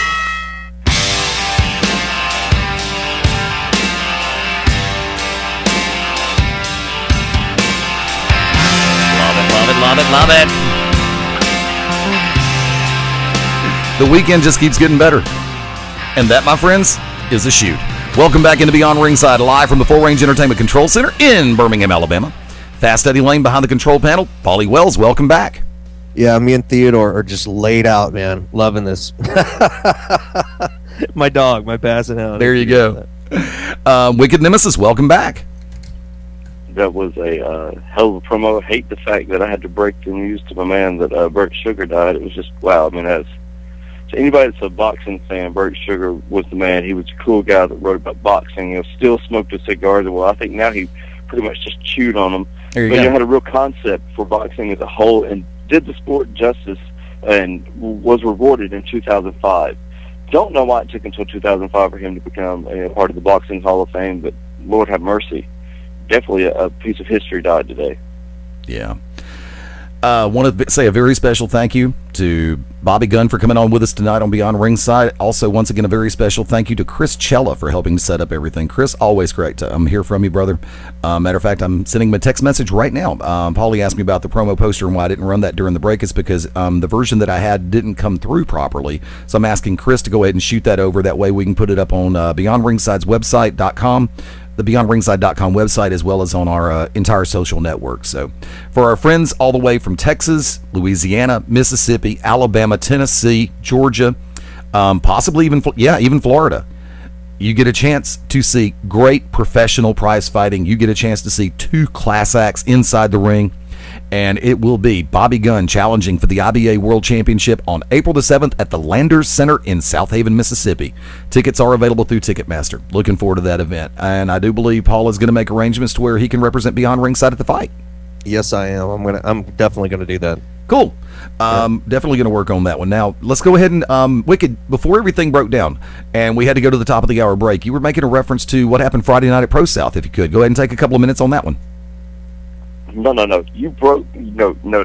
You made me stop and come back to it because you wanted to tell us about Adam Pearce once again working a loophole in the system and retaining his NWA World Heavyweight Championship. And it is defended around the world. That's why I say World Championship. Some people that run only in one spot in Georgia, Locust Fork, you shouldn't call anything a world, anything. You're not in the world if your guy only defends it at not just anywhere, just at that one city. No, that would be a city heavyweight championship, not a world heavyweight champion. And that's what Adam Pearce is, a world heavyweight champion. But you broke into what I was talking about, Pro South, another NWA affiliated and an NWA sanctioned event to talk about this. How many times has he actually lost? Shane Marks actually beat Adam Pearce, and of course the same thing happened, worked around the loophole, kept the title. That's what Pearce does. Pearce goes and does this. The only person I can think of him just beating outright is Ace Haven. But I digress. Columbine and D to the C, 2 great guys. As everybody know, I support Columbine, and this man went out there and took it to D to the C. Unfortunately, D to the C won the vacated NWA Pro South All Out title. Now, this title was vacated by none other than Mean Mike Posey, not to be confused with Mark Posey, who Mr. Gunn was speaking about earlier. Now, this happens from time to time. You know, a guy will go and work another show, and you know, and will not fulfill his commitment to a show in particular. Now, if that show has pushed you to the moon and has allowed you to go out and do it, and then to just go ahead, whoop, I'm going to work this. I don't agree with that. You know, even though it pays better, maybe what you consider a better booking. I just don't agree with that, but it happens. So, vacated title. Now, Columbine won this in a ladder match. I talked to Columbine afterwards, and I told him that, you know, this would be kind of a off interview that I would bring up on Beyond Ringside, so he said he was cool with it. I asked him what he thought about it on his first ladder match. He said, first of all, he never realized how small the Pro South ring was until the ladder was actually standing in the middle of it. Now, for anybody that's been part of a ladder match, whether refereeing, managing, or actually being a part of it, those ladders don't do what you want them to do. Sometimes when you want them to stand up, they fall. Now, there was a point in it to where Columbine, pushed the ladder onto D to the C, and it connected and hit D to the C dead on the forehead and just stayed there. Now, Columbine was originally going to do a flying cross body block, would have decapitated D to the C, but took the merciless way out, which I didn't agree with the spinning back elbow, and dislocated his elbow. Now, after this, the next day, Saturday night, his band actually went out and opened up for the Wah Wah Wahs at NWA Pro South Arena. So, and he plays drums, by the way, so it wasn't that bad, but it's still enough that it was swollen completely. And D to the C got it pretty bad too. Busted lip, busted eye, the ladder mark dead in his head. And come on now, when your ladder says Iron Man on it, that got to tell you something. Now, you know, they've been having, Ace Haven has been doing this about a suitcase, a briefcase filled with something. Towards the end of the night, he decided that he was going to talk to his dad about this. But before he could go to do his thing, I, of course, had something I had to say. And I was telling the sheeple the fact that no matter what they wanted, that they brought this upon themselves. The fact that the judge is coming and he will be there this Friday in NWA Pro South Arena. Now, Joey Sartain, Iceman Rod Storm come up short against Tomb and Daniel Alexander. Now, the crowd was hot about this. People really wanted Sartain to win. The Sartain and Iceman come so close. And then to have me come out there and rain upon the parade and have Ace Haven actually beat Dakota Outlaw, you know, up and down, their emotions were high. I come out there all in the all black darkness with just red lights. I can't wait for that to get on YouTube. Ace Haven, hint, hint, get that up as quick as you can before I put my size 15 knots of military boot up your ass. But, okay, Rod, boots to acid, you piece of trash, seeing at WrestleMania. And it's just going to go down that this Friday,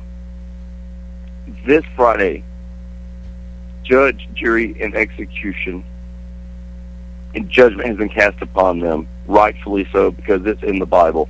It's right there for all you sheep out there that stick everything word to word the Bible does, that you still believe that black people should be slaves and that women should have no rights. Yeah, cast stones at your own prostitutes being your mom. So, Ace Haven at the end, Ace and Amy decided that they were going to knock Mr. Beatty out, and Ace Haven had Amy actually orchestrate this, I guess, because Amy Haven read back and knocked Terry Beatty out. Knocked him out cold with a briefcase holding whatever information was in there. None of my concern. My concern is the vengeance and havoc that's about to be wreaked upon NWA Pro South. You know, it's the old adage, you either ride with us or you collide with us. And for anybody that has ever, because people out there are like, why didn't you say your name? I don't have to. As I said, some of you know me and some of you don't. And for those that do know me, they know what I'm about. And those people went cold. They knew exactly what was coming. And as you will see the video up, they instantly went, uh-oh, things just got real. You're exactly right. Some people have that way of getting around politics, doing this and that. That's not me. Anybody that I have has one way. And what's that way? Straight through them. But on a lighter note, Mr. Hughes in his bag of Skittles, I think he also had a hoodie in his bag. I'm just saying. But, you know, we did what we had to do. And once again, an entire weekend of complete domination. And ACW this Saturday, Carbon Hill. Oh, boy. You guys know we have been kicked off. I have been fired 2 weeks from ACW. 2 weeks. But, shut up. But ACW, when this happens, I have something up my sleeve, guys, and it come to my attention. I'm not the only one that has, you know, that can sit back. You know, I can read contracts, and I know when something's going on. We've been fired from everything. This Friday, NWA Pro South, total annihilation, and it's going down judge, jury, and execution style. Yeah, I read where that falling out had occurred at ACW. Now, I'm going to say this. Wicked, you and I decidedly work two sides of the fence. In more ways than one. And I don't think that, and this is just me talking, I don't think y'all should have been terminated, let go, suspended, all of the above. Because when a promoter gets to know you, they understand, or they should understand, that what they see is what they get. Now, you have more surprises up your sleeve than most people have active brain cells. You have more ways to shock people than most people can ever consider. Definitely. But by the same token, I will sit back and say this. As an open note to the front office of ACW, if you have the Wicked Nemesis and the faction that works with him, it's not a stable, it's a faction. It's not a stable, it's a fact. Yes, you can use that line later. An unstable fact. They're an unstable fact too. Yes, thank you. I like that one. You are much better having the Wicked Nemesis on your payroll to where you can keep an active eye on him. There is a quote saying, "Vengeance is mine, saith the Lord." Wicked Nemesis has no problem with taking candy from a baby, with taking a treat from a puppy, and taking vengeance away from its rightful owner. All I'm saying is, to the front office of ACW, be careful. Because, and I hate to use this phrase considering who we know and how well we know her, you may have just opened up Pandora's box. Plain and simple. Is somebody watching porn? No. No. All I heard was some woman in the oh, yeah. There you go. You never know what's going to happen on Beyond Ringside. Trust me. Damn, Eddie, what are you doing over there, buddy? I'm actually watching the screens right now. I think that sound effect came from somebody else's line. It's not mine. I won't mention any names, Wicked Nemesis. And so, Wicked, you can take what I just said for what you will. I mean, like I said, we work decidedly different sides of the fence. And for the record, the championship has been defended in Mississippi, Georgia, and Florida as well, not just Lewisburg. So we go from that vantage point. Hello, Kayfabe. How you doing? And let's go and take it up to the top of the hour. I'm going to go and open up for last calls. Topic of discussion, anything you want to lay out there, or opinion editorial. Paulie Wells, take lead. Well, let's see. Going back to Goodell, yes, I understand. We got caught. We had bounties. We paid out players. The coaches have admitted it. We understand. But suspending the head coach for a full year is outrageous. I mean, the general manager only got suspended for 8 games. And, I mean, this is the guy in charge of the entire team, basically. Now, the head coach, of course, over the team. General manager over the organization. He gets 8 games. Sean Payton gets a full year. It makes no sense. I understand you're trying to clean up the game. I understand that. But at the same time you're cleaning everything up, you're completely wussifying the NFL. You really are. I mean, you're taking all the elements of football that everybody loves. I mean, what's next? I mean, are we turning to the CFL? Are we going to take the defense and make them line up 5 yards off the line of scrimmage? I mean, it's only the game when Peyton Manning plays. Yeah, I mean, quarterbacks are already, people say this is about player safety, and this is something I want to tell everybody. This is not about player safety. It's not. They're going to tell you that is, but that's not the reason. The reason is when Peyton Manning's on the sideline with an injury, season ticket sales go down. Yes. Regular ticket sales go down. It's not about the health of the player. They could give a damn about those players. They're going to pretend they do because that's their bread and butter. That's where they make their money. It's not about player safety. They can say whatever they want. It's about the money. Now, you're going to talk about a league who everybody knows it's about the money, but they're going to turn around and say, oh, well, all these players getting together and pulling their money, and putting it out there at a bounty. And you know how many teams have come out since then and said they've had the same thing, 6 or 7, but of course Goodell's not going to do anything to them. He's not going to do anything because he figures he made a good enough example with the Saints. Going back to Sean Payton, a full year suspension. $8 million out of that man's pocket. He's not going to be able to have any affiliation with the team whatsoever, but he's going to shove it right back up Goodell's butthole because from what I understand, he's going to be working for Fox Sports as an analyst the entire season. There you go. So, once again, Goodell is killing the NFL. Anybody who doesn't see it that way is blind. I mean, the game is going to completely change within the next 5 years of his tenure or 10 years that he's left there if everybody doesn't call for his job and get him out of there. And I mean, yeah, I'm a Saints fan, but I'm also a football fan. And Eddie knows that. I'm a football fanatic. Save the game. Don't let one person's martyrism and his just ego kill something that is so great for so many people. And throwing it out, if you want to check me out on Facebook, you can check me out at Paulie Wells, El Toro Brahma. I'm also on Twitter at Paulie Wells. Check me out at the Upper Deck every Thursday, Friday, Saturday. I do the karaoke from 9 o'clock till 4. Other than that, I'm good to go. And you will be attending the Tony gunfight coming up on April 7th, so you'll be covering it for us.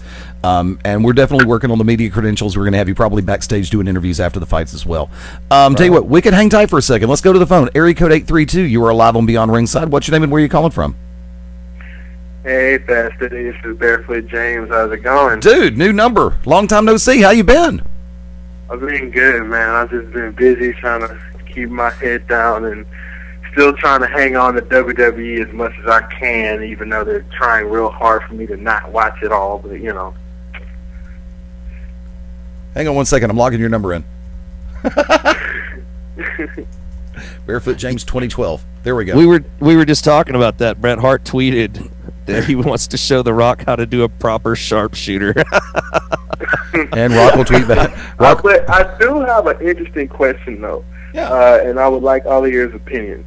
I was reading a blog, and they were having a big debate on if there is more money to keeping the Undertaker streak intact, or potentially whoever that person who does break the streak is, if there's more money in that. And I just wanted to know your guys' opinions on, do you think there's more potential money involved in keeping the streak alive, or for somebody to potentially break that streak?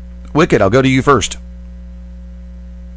They have to keep the streak intact and also build up to Shawn Michaels and Triple H feuding. I believe that's what they have to do.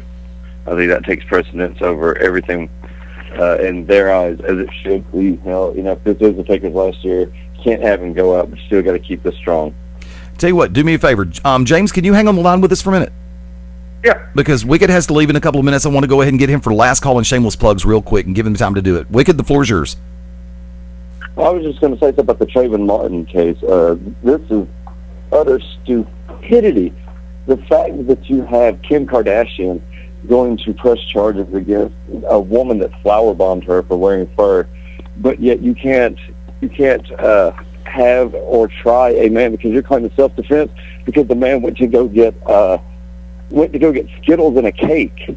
That is utter. That boils me up, and that's why I made sure to tell everybody last night, as absurd as it was, to keep saying that I believe that Mr. Hughes had Skittles on him because that's how it works out. Oh wow. I tell you what, as a special gift, I'm gonna go ahead and box up a case of Skittles and send them over to Shane to give to Curtis. Well, also, you can find me at Wicked Nemesis on Twitter. You can follow me on Wicked Nemesis Enoch on Facebook, Wicked Nemesis on YouTube, or Wicked Nemesis Enoch, on YouTube, VO, Daily Motion, I'm everywhere, Blogger, Blogspot, etc. This Friday night I will be at NWA Pro South, Piedmont, Alabama. Great stuff. Eddie has the address on hand somewhere. I do not have the address. 627 Southern Avenue. Exactly. But it's going to be good stuff. But, these people brought it upon themselves. These people, they have no idea. They have no idea what's coming, but it's happening at a rapid pace. So support your local wrestling, boxing, MMA, everything that you possibly can. And this Monday, the Monday before WrestleMania, let's see where everything goes. And we're going to have you on the WrestleMania broadcast, right? Oh, of course. And don't forget to get down there to actually be there, but we will definitely see what he goes. I'll also have my first photo shoot Tuesday. Yay! Hey, there you go. Congratulations. Shoot finished at 9 Central Standard Time, PW 24/7, and I'm actually filling in for Amber O'Neil on three-way with Iron Ice Thursday, I believe at 10 Central Standard Time on PW 24/7. Our host will be Melissa Coates, who a lot of Southern wrestling fans know. Oh my God, she is incredible. Oh yes, sir. I love Melissa to death. I've worked with. Go out and make sure to keep talking about Trayvon Martin because that's some bull crap right there. Will do. Wicked, I hope you have a great week. I'll talk to you later in text. Thank you, guys. Not a problem. That's the reason why rent-a-cops shouldn't have guns. Rent-a-cops, yeah, they should have vibrating nightsticks. I'm sorry, but that's the truth. They shouldn't have guns. They shouldn't. This man. I mean, I understand gun laws in Florida and all that stuff, but I made that comment last night. And I offended some people. I don't care. I mean, you're talking about a kid. I mean, still a kid. It takes me back to the Oakland Bart situation. When the 18-year-old kid was shot 3 times by a Bart policeman who thought he was using a taser. I mean, he honestly said that. He thought it was his taser, but he shot him 3 times. And, he got a slap on the wrist for it. It's ridiculous the way this country's going. It's ridiculous. And I'll let you have your crack at the question from James. Oh, James, sorry, I got on a tangent about that, but I agree with Wicked. That's a very important thing to keep talking about. Honestly, I agree. Once again with this, I think you got to keep it alive. It's I would say it's probably the biggest push going on in professional wrestling right now. It's something that's talked about every year. Eventually it will have to end. Or he'll have to retire with it, which I think. That's my personal opinion. I wish he would just retire with it. But money-wise, for the WWE, I mean, this is a big thing every year. Will he win again? So Yeah, I say it has to stay alive. I say more money, more interest, definitely, if the Undertaker wins again. And I'm actually going to go ahead and make it a clean sweep. 3 of a Kind, in this case, is a full house. Because, from my perspective, number one, there are some things in this industry that should be held as a benchmark and as a standard. Do I believe that the streak should continue? Yes, I do. I believe that The Undertaker has meant the world to the WWE. Long before he was Texas Red, long before he was The Undertaker, he was Texas Red. Made a great run under that gimmick name. And then you had him as Mean Mark Callis. And then you come up to, he had a couple other gimmicks in between, including, I think it was, he did the spoiler too. But by the same token, when he debuted in WWE, World Wrestling Federation at the time, as Kane the Undertaker, which is what the name was. I still have the VHS of that debut. From that vantage point, he has been a locker room leader. He has been a pop culture icon. He has been a cult icon. With the exception of the time he turned himself into Big Evil and started riding the freaking motorcycle to Limp Bizkit. Yeah. That was great for a short time. After a while, I'm sorry, Mark. I love you to death. We've met on more than one occasion. Double shots of Jack. Oh my God, I'm still in pain thinking about that to this day, and that was 1993. But it went a little bit long. Although the time when at WrestleMania Limp Bizkit performed live while you wrote rolling, that was still fun. That was cool to watch, and I marked out for the moment. I've marked out for The Undertaker for years on this one. Okay. Hey, I like that song. That's a good song. Rolling's cool. And some people actually like My Way or the Highway more than others. However, that's a different story. Better told in Arizona. I'll leave that alone. Flat and dry. And The Undertaker has done remarkably well as far as action figures, gimmicks, T-shirts, stuff like that over the years. He's been a top box office draw for WWE. He is, in his own way, what Dusty Rhodes and Ric Flair were to the 80s. You mention the word Undertaker, and people go, holy shit, where? Is he back? Did I hear the bell? It's not a gong, it's a bell, for whom the bell tolls. I really think the smarter money right now is to go ahead and carry the streak to its fruition. Let this be the last year.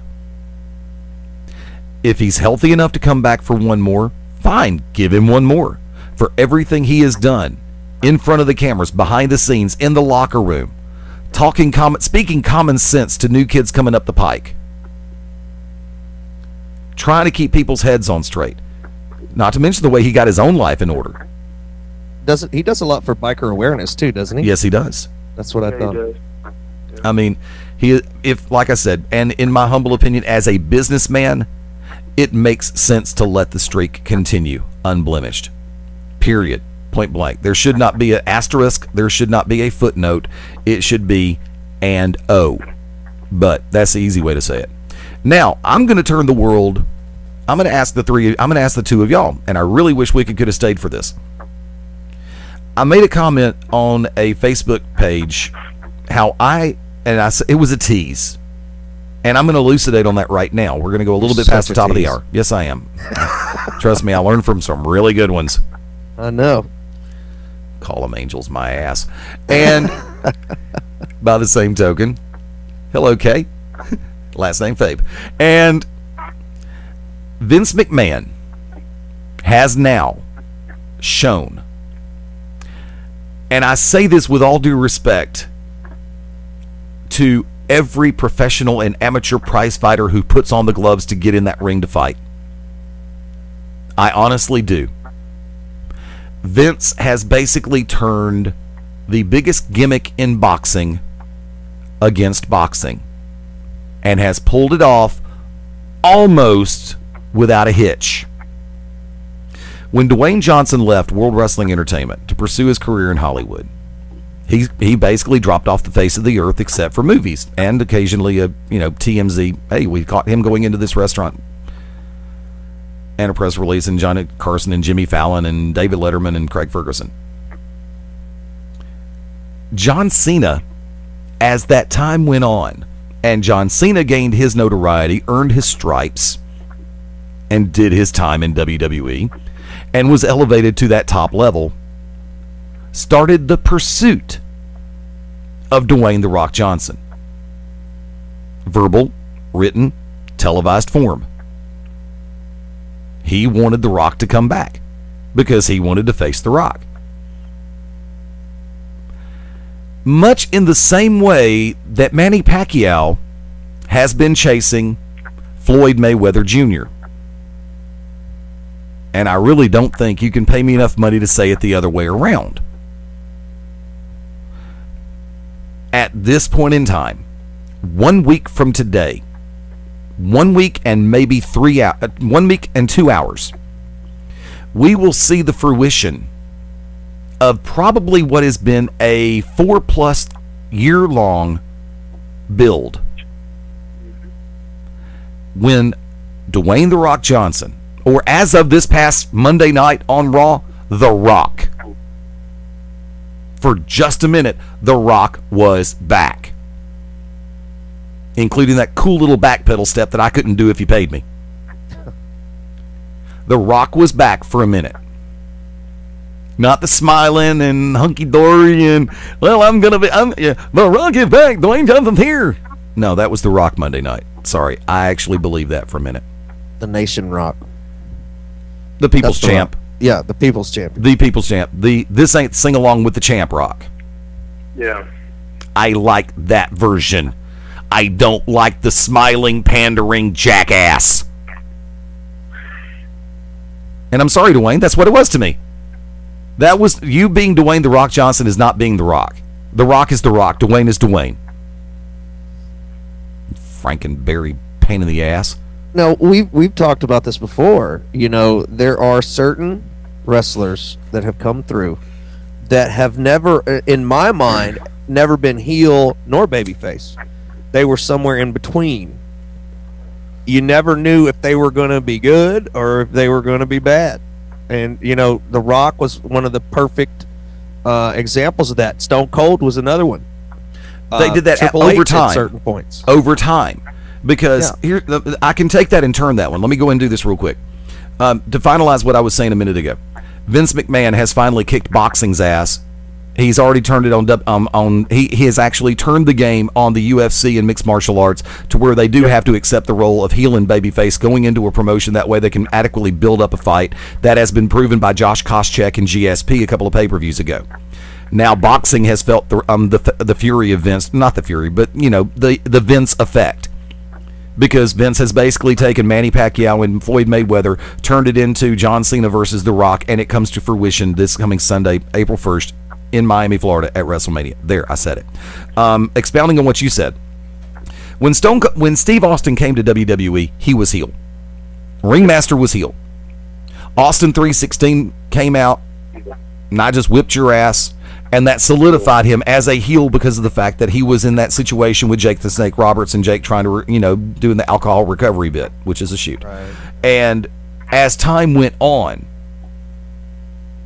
and everybody in the front office saw the fact that people were latching on to Stone Cold Steve Austin. And then Austin McMahon started. And that roller coaster ride where Stone Cold Steve Austin did not do anything different during the Austin McMahon feud than he did before it. Except drink a crap ton more beer on TV. Yeah. And sell a crap ton more stuff. T-shirts, jerseys, and everything. But by that same token, he went from being heel to not quite face a beloved tweener. And he earned the right to become that tweener. He tried to turn back heel one time. The fans continued to cheer, so they just basically said, guess what? He has transcended the heel-face characterizations. Rock even had that problem, and he has now transcended that heel-face character over time. But it takes time to get to that role where you can basically say, I love to hate him, I hate to love him, whether he's trying to be a face or trying to be a heel. Okay, continue. It's like, Howard Stern. I know this is a total different way to go here, but, the majority of Howard Stern's listeners when he first got on the radio were people that couldn't stand him. Well, yeah. They just wanted to see what he would say next. Thank you. Yeah, you took that one. yeah, I think that's what happened with Stone Cold. Steve, even The Rock. Like I said, it people, you can say what you want about wrestling. People can down it, say whatever they want, but you cannot deny the fact that late '90s Attitude Wrestling changed pop culture in this country. I really think it changed the way people look. At people, all of a sudden you're watching TV, you got more people rooting for the bad guy. I mean, it's cool to be heel. Yes, it turned the heel into the person to be. It really did. Now, go ahead. I think that it's always to latch onto that point. I think it's always been like that with villains, even in the movies. Like I was the type of guy that wanted the Joker to kill Batman. You know what I mean? I was the type of guy who always how many people love like a Christopher Walken, bad guy or stuff like that. I think it has always been in its nature for some people to root for the bad guy. I cheered when Bane broke Batman's back. And I think with Stone Cold it was like that, and then even further, the 2002, 2003 heel Rock when he came, because he tried so hard to be heel, but the fans just loved it, and no matter how hard he tried to get heat with them, he was just so entertaining that he was still, kind of in between. Even when he was being condescending. The Sacramento Kings Lakers thing, I always go back to that. I mean, he's in Sacramento, he's in Arco Arena, the Lakers had just beat him in a I would say a very controversial series the year before. Wow. I mean, to say that to the Sacramento fan, and trust me, I lived in Sacramento, those Kings fans are crazy. To say that in front of all those fans, he knew he was going to, I mean, he probably had to get escorted out of the arena that night. But, I mean, it was one of the best moments in wrestling I've ever seen. Yeah, and I'm pretty sure there were people in Sacramento who hated the fact that he said that, but loved the fact that he had the balls to say it and cheer him anyway. Oh yeah, I did, and I was a Kings fan at the time. There you go. I was like that. How many times? I mean, we can transcend this down to us talking right now. I mean, we know as good friends, we talk trash about each other, not meaning it, but to burn each other. You know what I mean? Yeah. Like when you're out with your friends or at the bar or something, all burn. You say something, or they do something. They're talking to a girl that you're like, whoa, man. You know what I mean? And it sets a tone. I think people are tired of the Hollywood idea of life with this: the good guy always wins. That's bullcrap. It's like Wicked said earlier. Stop trying to pull the shade over the fans. Stop treating us like we're stupid. We're not. We're not buying it anymore. Well, we actually stopped buying it a long time ago, but to nail you on something you said, remember, for as much as the Attitude Era did to increase merchandise sales, because God only knows how many DX jerseys are still running around, the Rock and Wrestling Era, Hulk Hogan, Roddy Piper, Paul Orndorff, Bob Orton Jr., the Junkyard Dog, Greg Valentine, Hillbilly Jim, Coco Beware. Amen. They had sales of merchandise. You could not keep their stuff on the shelves. And it didn't matter if it was action figures, t-shirts, sweatshirts, ball caps, hoodies, warm-up suits, coffee cups. Hulk Hogan at one point in time had 147 different items available for sale through WWE Federation at the time. Yeah. And he, I think, still has held. It's kind of like Gene Simmons. To see Hulk Hogan's trophy room of all the stuff that's been out there is like looking at Gene Simmons' personal office. I was going to say, is Gene Simmons his manager or something? It wouldn't surprise me.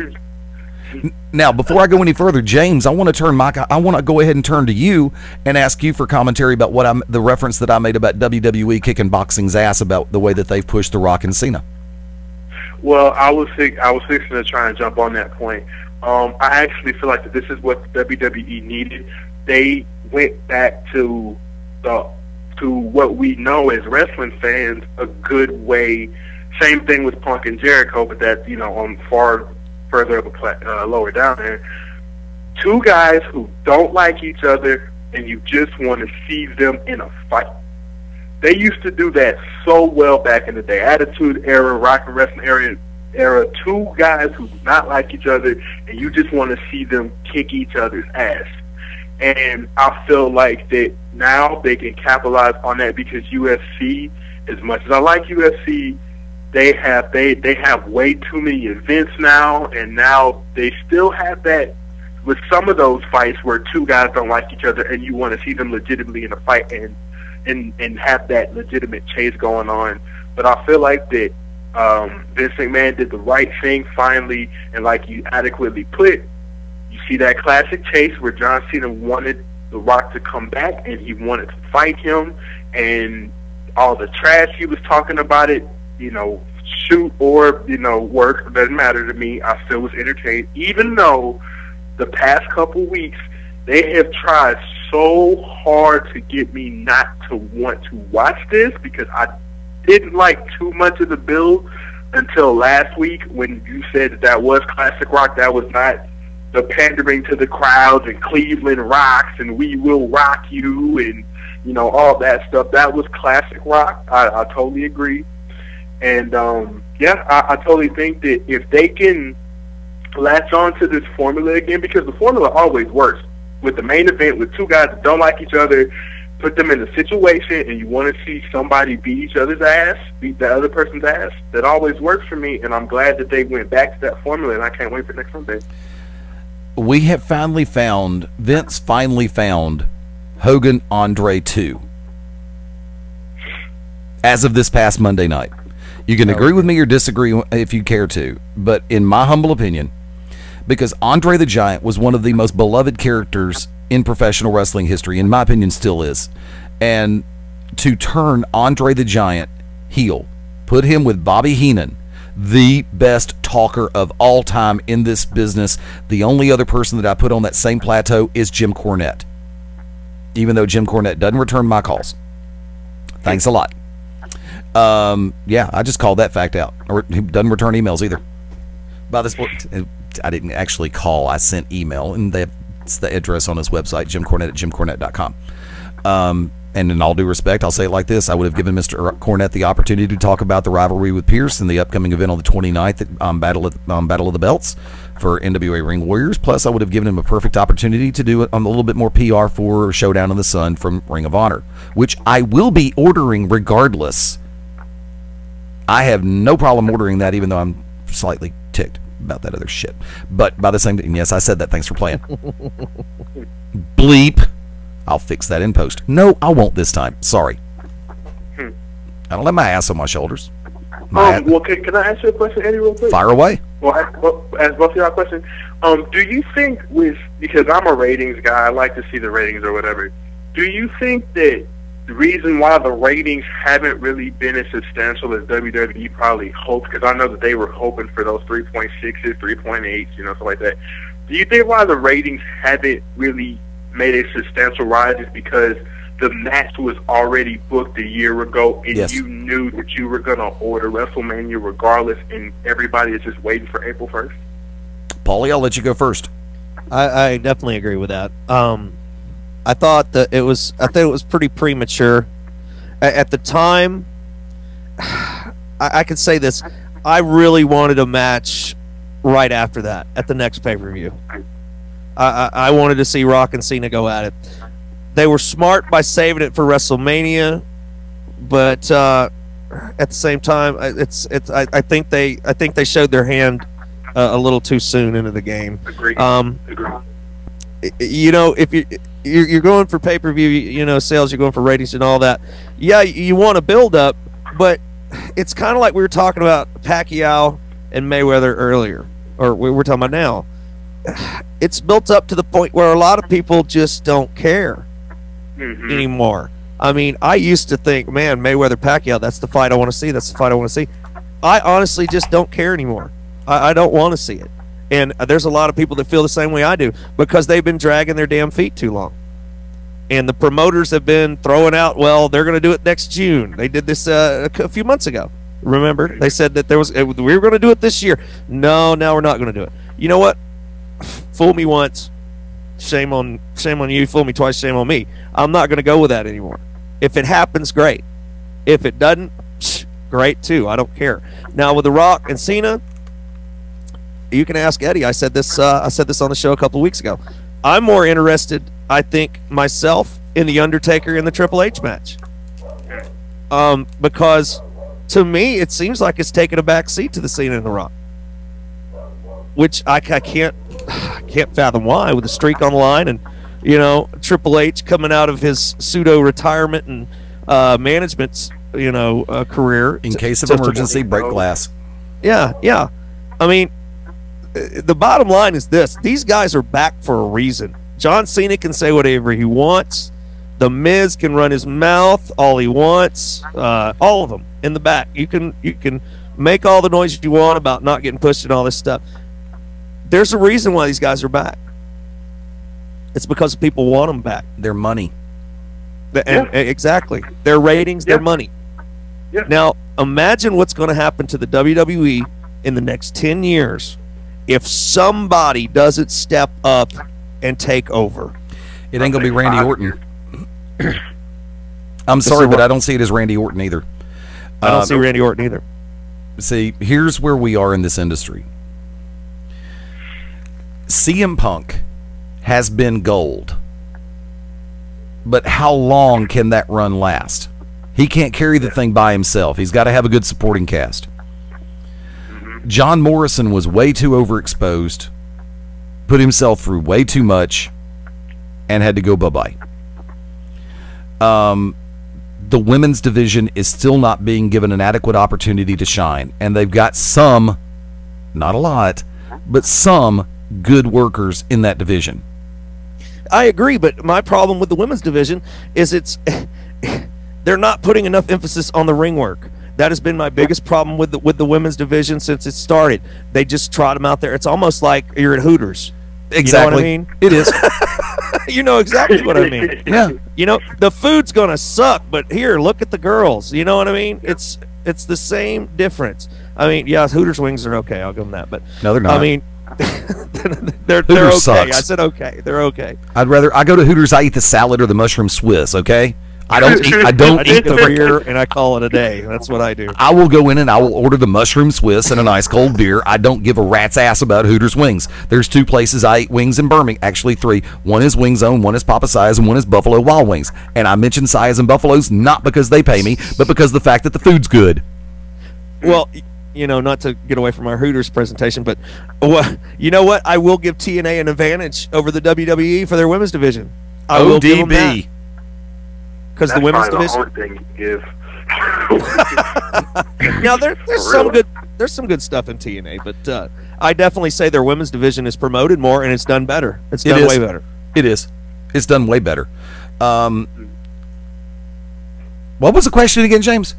Do you think that with the disappointment that that the ratings okay. Do you think it's because that the match was announced way too last year? You know what I mean? No. And everybody was already locked in to the point that they were going to watch April 1st, and they didn't really care about the build. They just want to see the fight. No. You can announce the fight in advance.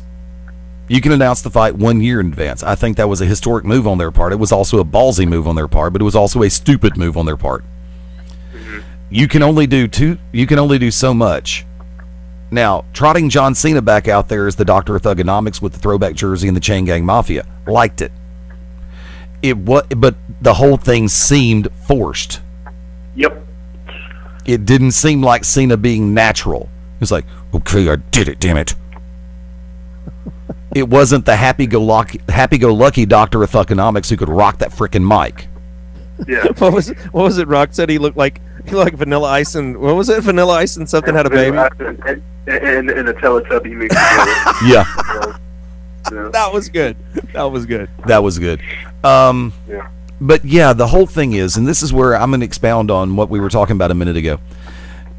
But before I do that, the build-up is everything. Mm-hmm. Everybody has been saying that Cena had fought a heel turn on this whole scenario, and in the year leading up to this, with all due respect, I have a lot of respect for what John Cena has done for this business, for the WWE, and for himself and his family and friends. I have the utmost respect for the fact that Dwayne has come back for a little while. mean, I'm sure it was a major hit on his schedule. Not, he still taped G.I. Joe. But the fact of the matter is, this would have gone so much better if it wasn't the babyface John Cena calling out The Rock and trying to make The Rock look bad. Sorry, kids, that's a heel move. But you can't. But you can't go, I love my fans, hustle, loyalty, respect. The Rock sucks. Yeah. Because you're playing to, once again, here comes this phrase, a pop icon, a cult favorite in the World Wrestling Federation, WWE. And the better thing, and God knows the crap with Kane before The Rock was not good. It wasn't good. Oh, no, not at all. Not at all. And it's no disrespect towards Cena or Kane. First off, to bring Kane back against Cena just to try to get Kane back over as a heel, you could have done much better than that. Yeah. And the Rocketeer mask didn't help any. Or whatever the hell mask it was, the rip-off of Dr. Fate. And, hold on, let me change positions. And that's what she said. Took that out from under y'all, didn't I? I knew it. I knew it was you. There you go. No. That was Wicked's line. That was Wicked's phone line. And sorry, Wick, had to throw you under the bus, but it was the truth, though. However, the fact of the matter remains: look at the primary storylines we're building right now. Cena, Rock. 2 weeks before the show, it finally hits, and people are going, "Okay, now I'm interested." They did the same thing before Survivor Series. Remember? Yeah. Go from there. Taker, Triple H, Shawn Michaels, the end of an era. I have more attention that I'm paying to that than I am Rock Cena. For a reason. Jericho Punk. That's what I'm interested in. That is going to tear the house down because you have got two tremendously gifted athletes who are going to be in there, and CM Punk can light it up, Chris Jericho can light it up, and they've both been great on the microphone. I hate the family crap has been brought into play because I think the storyline deserves better than that. Yeah, I thought that was... Really? Yeah. Yes. I didn't like that. I didn't like that at all. I kind of feel like two sides of the coin. I kind of agree with it, and I kind of feel like that what you just said about Cena how he was doing the face thing, how he was doing the heel thing, but still being a face. I felt like that they needed to establish Jericho as a heel, because if they would have kept on the best in the world versus the best in the world, the crowd would have been 50-50 at best. And to me, I always like the classic baby versus heel, and I thought that they needed a story to solidify Jericho as a clear-cut heel. And what in the hell is wrong with the idea of 30,000 plus people at the New Life State, or whatever the hell it's called this week, the old Joe Robbie? What is wrong with 30,000 plus people going, let's go Punk, Y2J, let's go Punk, and having that trade-off in fans going? Remember Hogan Rock? Let's go Hogan, let's go Rock. And that was just a moment in time. Why not let these two have that moment in time? Granted, yeah, Hogan was supposed to be heel in that circumstance, but I don't care. Hollywood Hogan was not going to be heel in that circumstance, and neither was The Rock. Anyway. Yeah. What? Well, isn't the 1 hour special, isn't that tomorrow night? I have no idea. 7 o'clock, yeah. It's at 7 o'clock. Yeah, it's the background of The Rock and Cena. It's a full hour. Blah, blah. Full Raw. Blah, blah.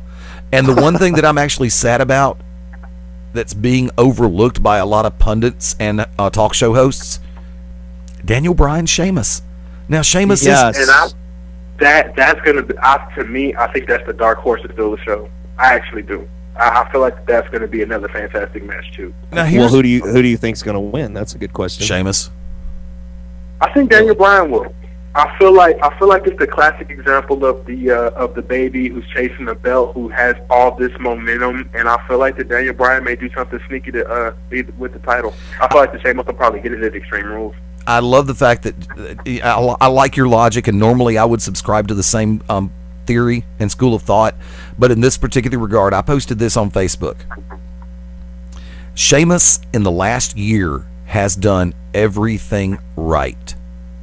This time last year, when he was mid-card WrestleMania, he was doing press appearances, he was doing interviews, he was getting himself and the company over at the same time. How many people will remember to put the company over just as quickly as they put themselves over? I remember how to do that because I'm a traditionalist in this business, because the company in and of itself is as good as the sum of the performances of the workers in the ring and in all aspects of the business. Everybody has to be clicking on every show, even though it's hard to do every night. Everybody from your ring announcer to your authority figure to your referees to your wrestlers, everybody has to be clicking on the same cylinder. By the same token, I have seen shows where the ring announcer sucked, legitimately sucked, and you have 4-star matches held in the ring, but the announcer doesn't give the proper lead-in for the guys coming down the ramp, or girls.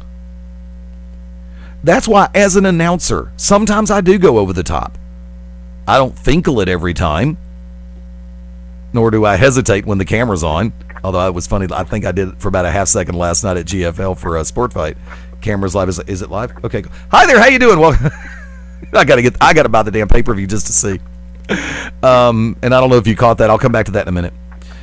And then you got the gimmick between Cody Rhodes and Big Show. I want to see this because Cody has come a long way in a year. He has done so much to better himself in ring and on the microphone. But the kid had mic skills to begin with. Nobody gave him a chance. He did.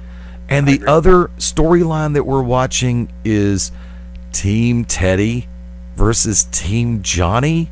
Okay, look, I'm going to say this, and I don't care if Vincent Kennedy McMahon is listening. Triple H, love you, man. We've talked on more than one occasion. Love to have you on the show sometime. I don't care what he thinks on this one. I don't care what Steph thinks. I don't care what anybody in the hierarchy, and this may cost me brownie points in Stanford, but to the front office of World Wrestling Entertainment, John Laurinaitis is boring. There is no heat whatsoever. He comes on screen, I changed the channel. That is not based out of an emotional investment or an emotional response to a situation. It's because he's boring. They should have brought back, you know what? Honestly, in that role, and I've thought about this quite a bit. I wish they would have brought back Shane again. I loved Shane McMahon. Shane McMahon was tremendous. Yeah, Shane O'Mac, man. But I don't mean to bring some other questions, but now that I'm talking, it's like there's just one more thing I wanted to ask you guys. Okay. What? I don't see it as a big deal, but why do people just get so emotionally enraged that the title matches come on first at WrestleMania? Like, to me, it's not as big of a deal as long as the match is good, but people are just so up in arms. So there's rumors going around that Jericho and Punk may be first to see if they for the pacing wise, because they don't want to do Punk and Jericho, then Taker, Triple H, and then The Rock, so they want to try and pace the emotional matches by the hour I was hearing. Or Daniel Bryan and Sheamus is going to go first. No. I don't really see the big deal of having title matches first, just as long as I'm entertained. But some people say, well, if it's first, that the prestige of the belt is not going to matter as much. Blah blah blah. I just really like to hear what you guys think about that. Paul, go first. It's going to take me a minute. Well, Wicked posted something, I guess a couple of weeks ago, and he's also said it a few times. A belt is nothing but a push anyway. As far as that goes, like I said, it goes back to what I said a minute ago. There's a reason why these guys are back. There's a reason why they're the main events. Is because I honestly now I haven't seen the figures. I don't know. I don't know what their bank accounts look like. But I would say that with The Rock doing everything that he was doing, Triple H basically in a more of a management role, The Undertaker we hadn't seen him in a year. Yeah. There was a reason. There had to be a financial reason why they brought them all back. And as far as the guys having to go first, the title matches, once again, it's just the storylines that they just involve belts, So there's a reason. Trust me, if that belt belonged to John Cena and it was on the line with The Rock, that'd be the last match you've seen. It wouldn't have anything. I mean, I don't think it would have had anything to do with it. I think it has to do with the fact that, like I said before, if these guys want these roles, if these guys want to take over and they want to make the history like The Rock and Triple H and Stone Cold and these guys made, they need to step up their game. That's the only thing they can do. You know, me and Eddie have discussed how, you know, in a lot of ways, they get held back. You know, they don't get pushed enough by the organization itself, and I agree with that. But let's look at CM Punk. I honestly believe CM Punk went outside of the lines of what he was supposed to do to get where he is. And I think many people would agree with me. Sure, he was on his storyline, but I think really what happened was he saw what was going on, and he took it to a new extreme, and that's why he is where he is now.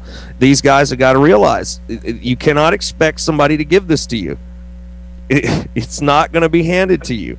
It does. I mean, Hulk Hogan's got a son, but you don't see him in the WWE. Thank God. Exactly. I think he's still in jail. It's not about it. I think this is one of the businesses where it's not about who you know. It's about what you know. To more than who you know. I'm not going to say who you know doesn't matter, but I will say what you know is a big factor. And if these guys get out there, I mean, it's just like the you know, certain people have terrible ring skills as far as their banner goes. It's just terrible. I'll turn it off. I really will. The Miz is one of the worst. Everybody, a lot of people like the Miz. I think the Miz is terrible. I mean, that whole awesome thing is, dude. First of all, not too many people use the word awesome anymore. I mean, much less have inflatable letters. Unless I'm talking about tacos or something like that. But then it's not like I'm going to come out and go awesome. You know what I mean? I'm not Spicoli, you know, from Fast Times at Ridgemont High. So I mean, Miz is one of those that, and what is he doing every week now? He's in the ring bitching and moaning, complaining. I'm not on the WrestleMania card. I'm not on the WrestleMania card. Well, maybe it's because, you know, there's nothing fresh about you. You're completely stale. You've ran off any fans you possibly had. If he had any at all. I have no interest in him. As far as I'm concerned, he could be, you know, remember back in the old WCW days when it was almost like a Star Trek crossover. Remember when they'd bring out a guy named, okay, here comes Johnny Thunder or something, you know, and then Glacier. Yeah. Shockmaster. And then Kevin Nash. You knew who was going to win that match. You know what I mean? You knew who was going to win it. So I say put him in that role. Just let him be the Gimp for a little while. Okay. I just had a brain fart. What was the question again? Title match is going on first at WrestleMania. Okay. I'm sorry. I've got ADD, man. I go. It's okay. It's okay. You hopscotch just like I do sometimes. Trying to keep me on one topic is just like totally forgettable. Yeah. Okay. Wrong person to ask because I am a traditionalist. However, the powers that be in Stamford, Connecticut are not. The belts are a push. The belts are a reward for a job well done. The belts are our way of saying we think you have a strong enough character and you look good enough as in the ring and outside the ring and you do what's necessary to help elevate this company. Sorry, folks, my opinion. To have, if there is any match, now I am also a traditionalist in the believer that you want that opening match to captivate the crowd. You want that opening match to set an impossible standard for the rest of the locker room. You want everybody in the back watching the monitors to sit back and go, oh my God, my nuts hurt from just thinking about the fact that how hard we're going to have to work to match that. I got to follow that match? Mm-hmm. That is why second is the worst place to go on a show. Much less last. The fact of the matter is, if Punk Jericho is going to lead off pay-per-view, lead off WrestleMania from World Wrestling Entertainment, WWE, I love it because it does set that standard. You have two of the brightest stars and best athletes in that company in the ring ready to light it up. add the world title to the match, it should go on last or second to last. WWE title, sorry, wrong belt. WWE Championship should be the main event. Sheamus Bryan should go second. Sorry, I almost said Danielson. Really didn't mean to say Bryan Danielson, although I really wouldn't be hurt if I said the American Dragon Daniel Bryanson. Bryan Danielson. Some bitch. Third before should be Taker Triple H. And I'm going main event back. Yeah. WWE title, world title, because I'm sorry, that match is not going to be as strong as Punk Jericho. Undertaker, Triple H. Before that, Rock Cena. Wait. When did you want Rock Cena going on? To me, physically speaking, that's a mid-card shot at best. I agree. I feel like that they may do that the same way they did Rock Hogan, because remember, Rock Hogan was third from the top. I mean, from last, because it was H and Jericho, then it was a Divas match, then it was Rock Hogan. I wouldn't be surprised if Rock Cena didn't go on last. I won't be surprised if it doesn't go on last, but you know it's going to go on last because this is the collision of the ages. This is the passing of the torch. This is Andre Hogan, the next generation. Yeah. Agreed.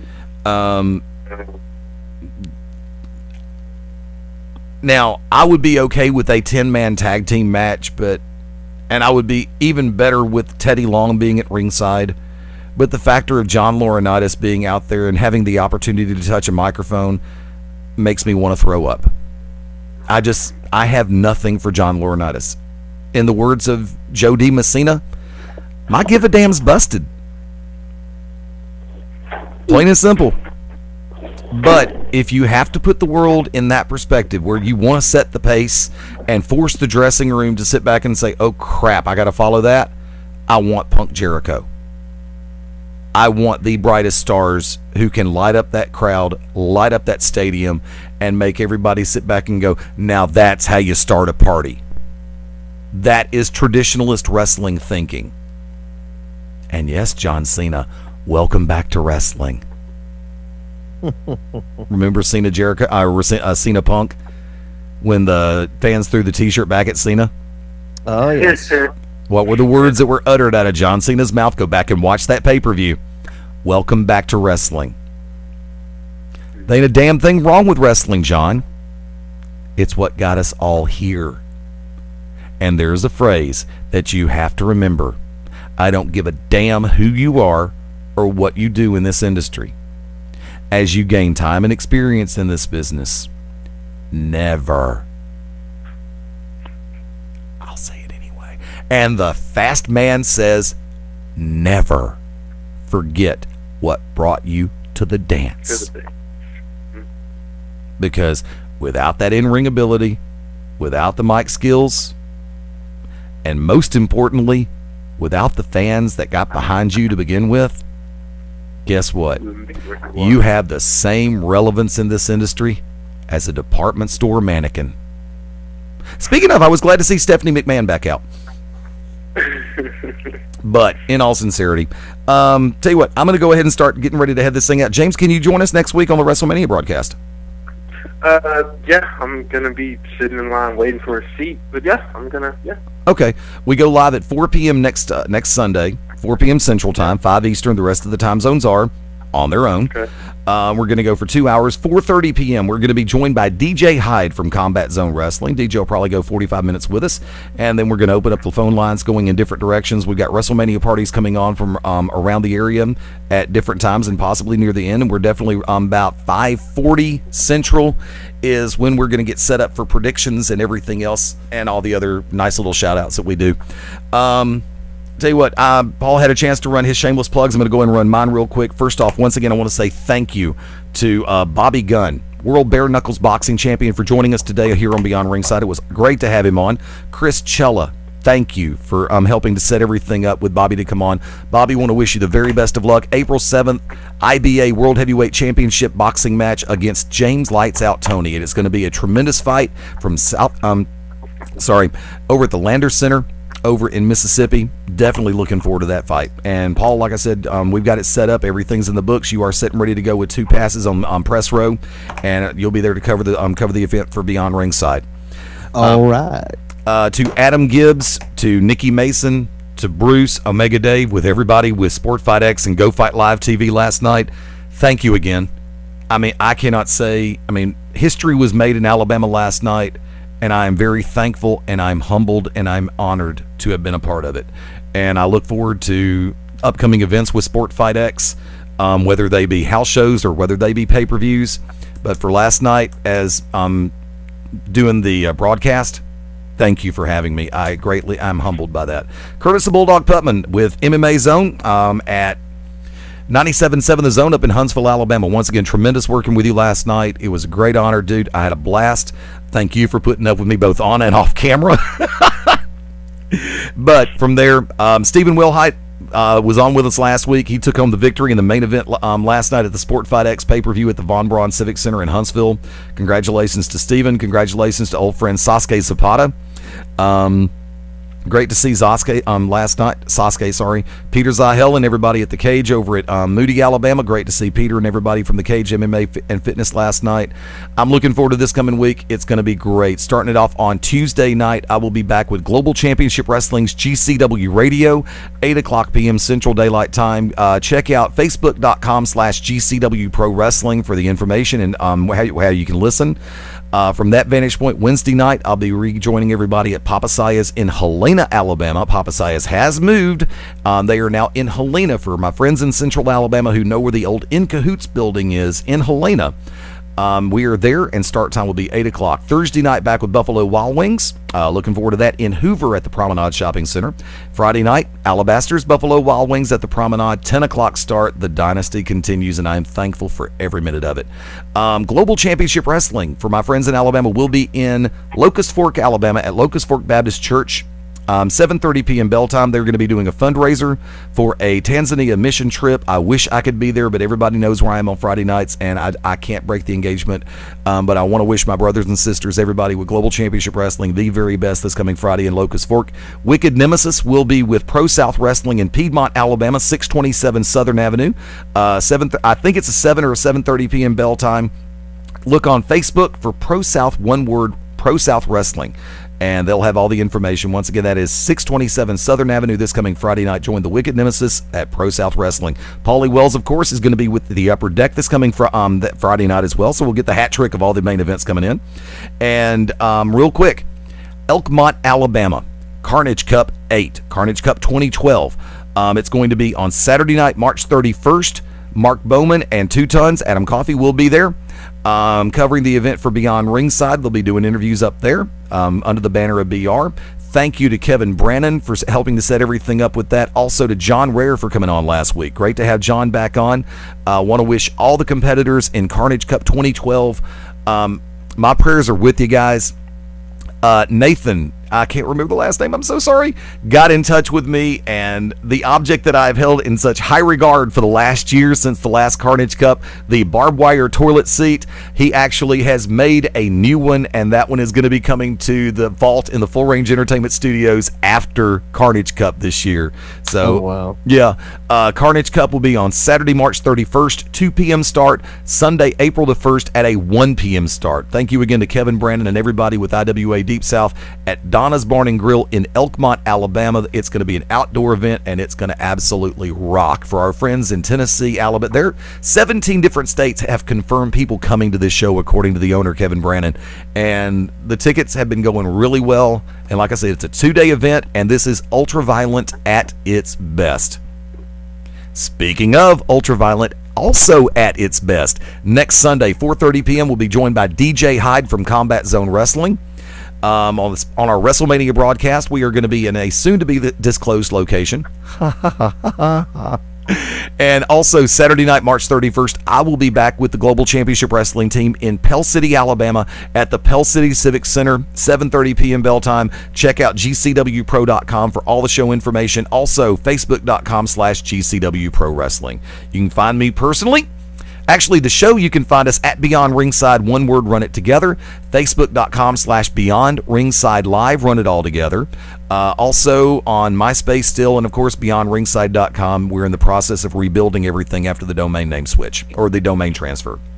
Thank you to everybody at GoDaddy, too. for making the experience as smooth as possible. I appreciate it. Y'all were great. I have all the faith and all the respect in the world right now for the staff at GoDaddy. They've been great.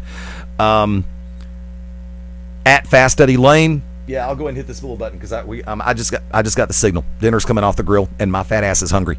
No kidding. Let's go to Hooters. No. I'll meet you at Papa Size and I'll meet you at B-Dubs. If I go to Hooters, it sure as hell ain't for the wings. And the last time I went, there were only a couple of girls that actually got my attention. And that's sad for Hooters. Huh? It's going downhill, man. Their little orange and white wagon has lost the wheels, or at least two of them. But real quick, see you next Sunday, 4:30 p.m. Beyond Ringside. 4 p.m. Beyond Ringside goes live. We're looking forward to it. WrestleMania better not suck, or I'm going to go ahead and just kick somebody in the nuts. Plain and simple. That's all I got. It'd be better than 27, so at least look forward to that. Say what now?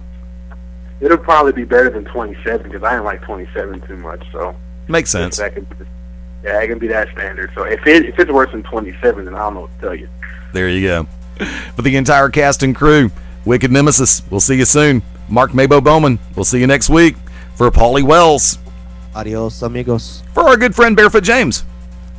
Thank you so much for having me, and RIP to Bert Sugar. Used to read your articles all the time. This is the Magic City Motor Mouth, Fast Eddie Lane, still riding high on a cloud from Sport Fight X and looking forward to everything coming our way. We'll see you next week right here on Beyond Ringside. Bye-bye.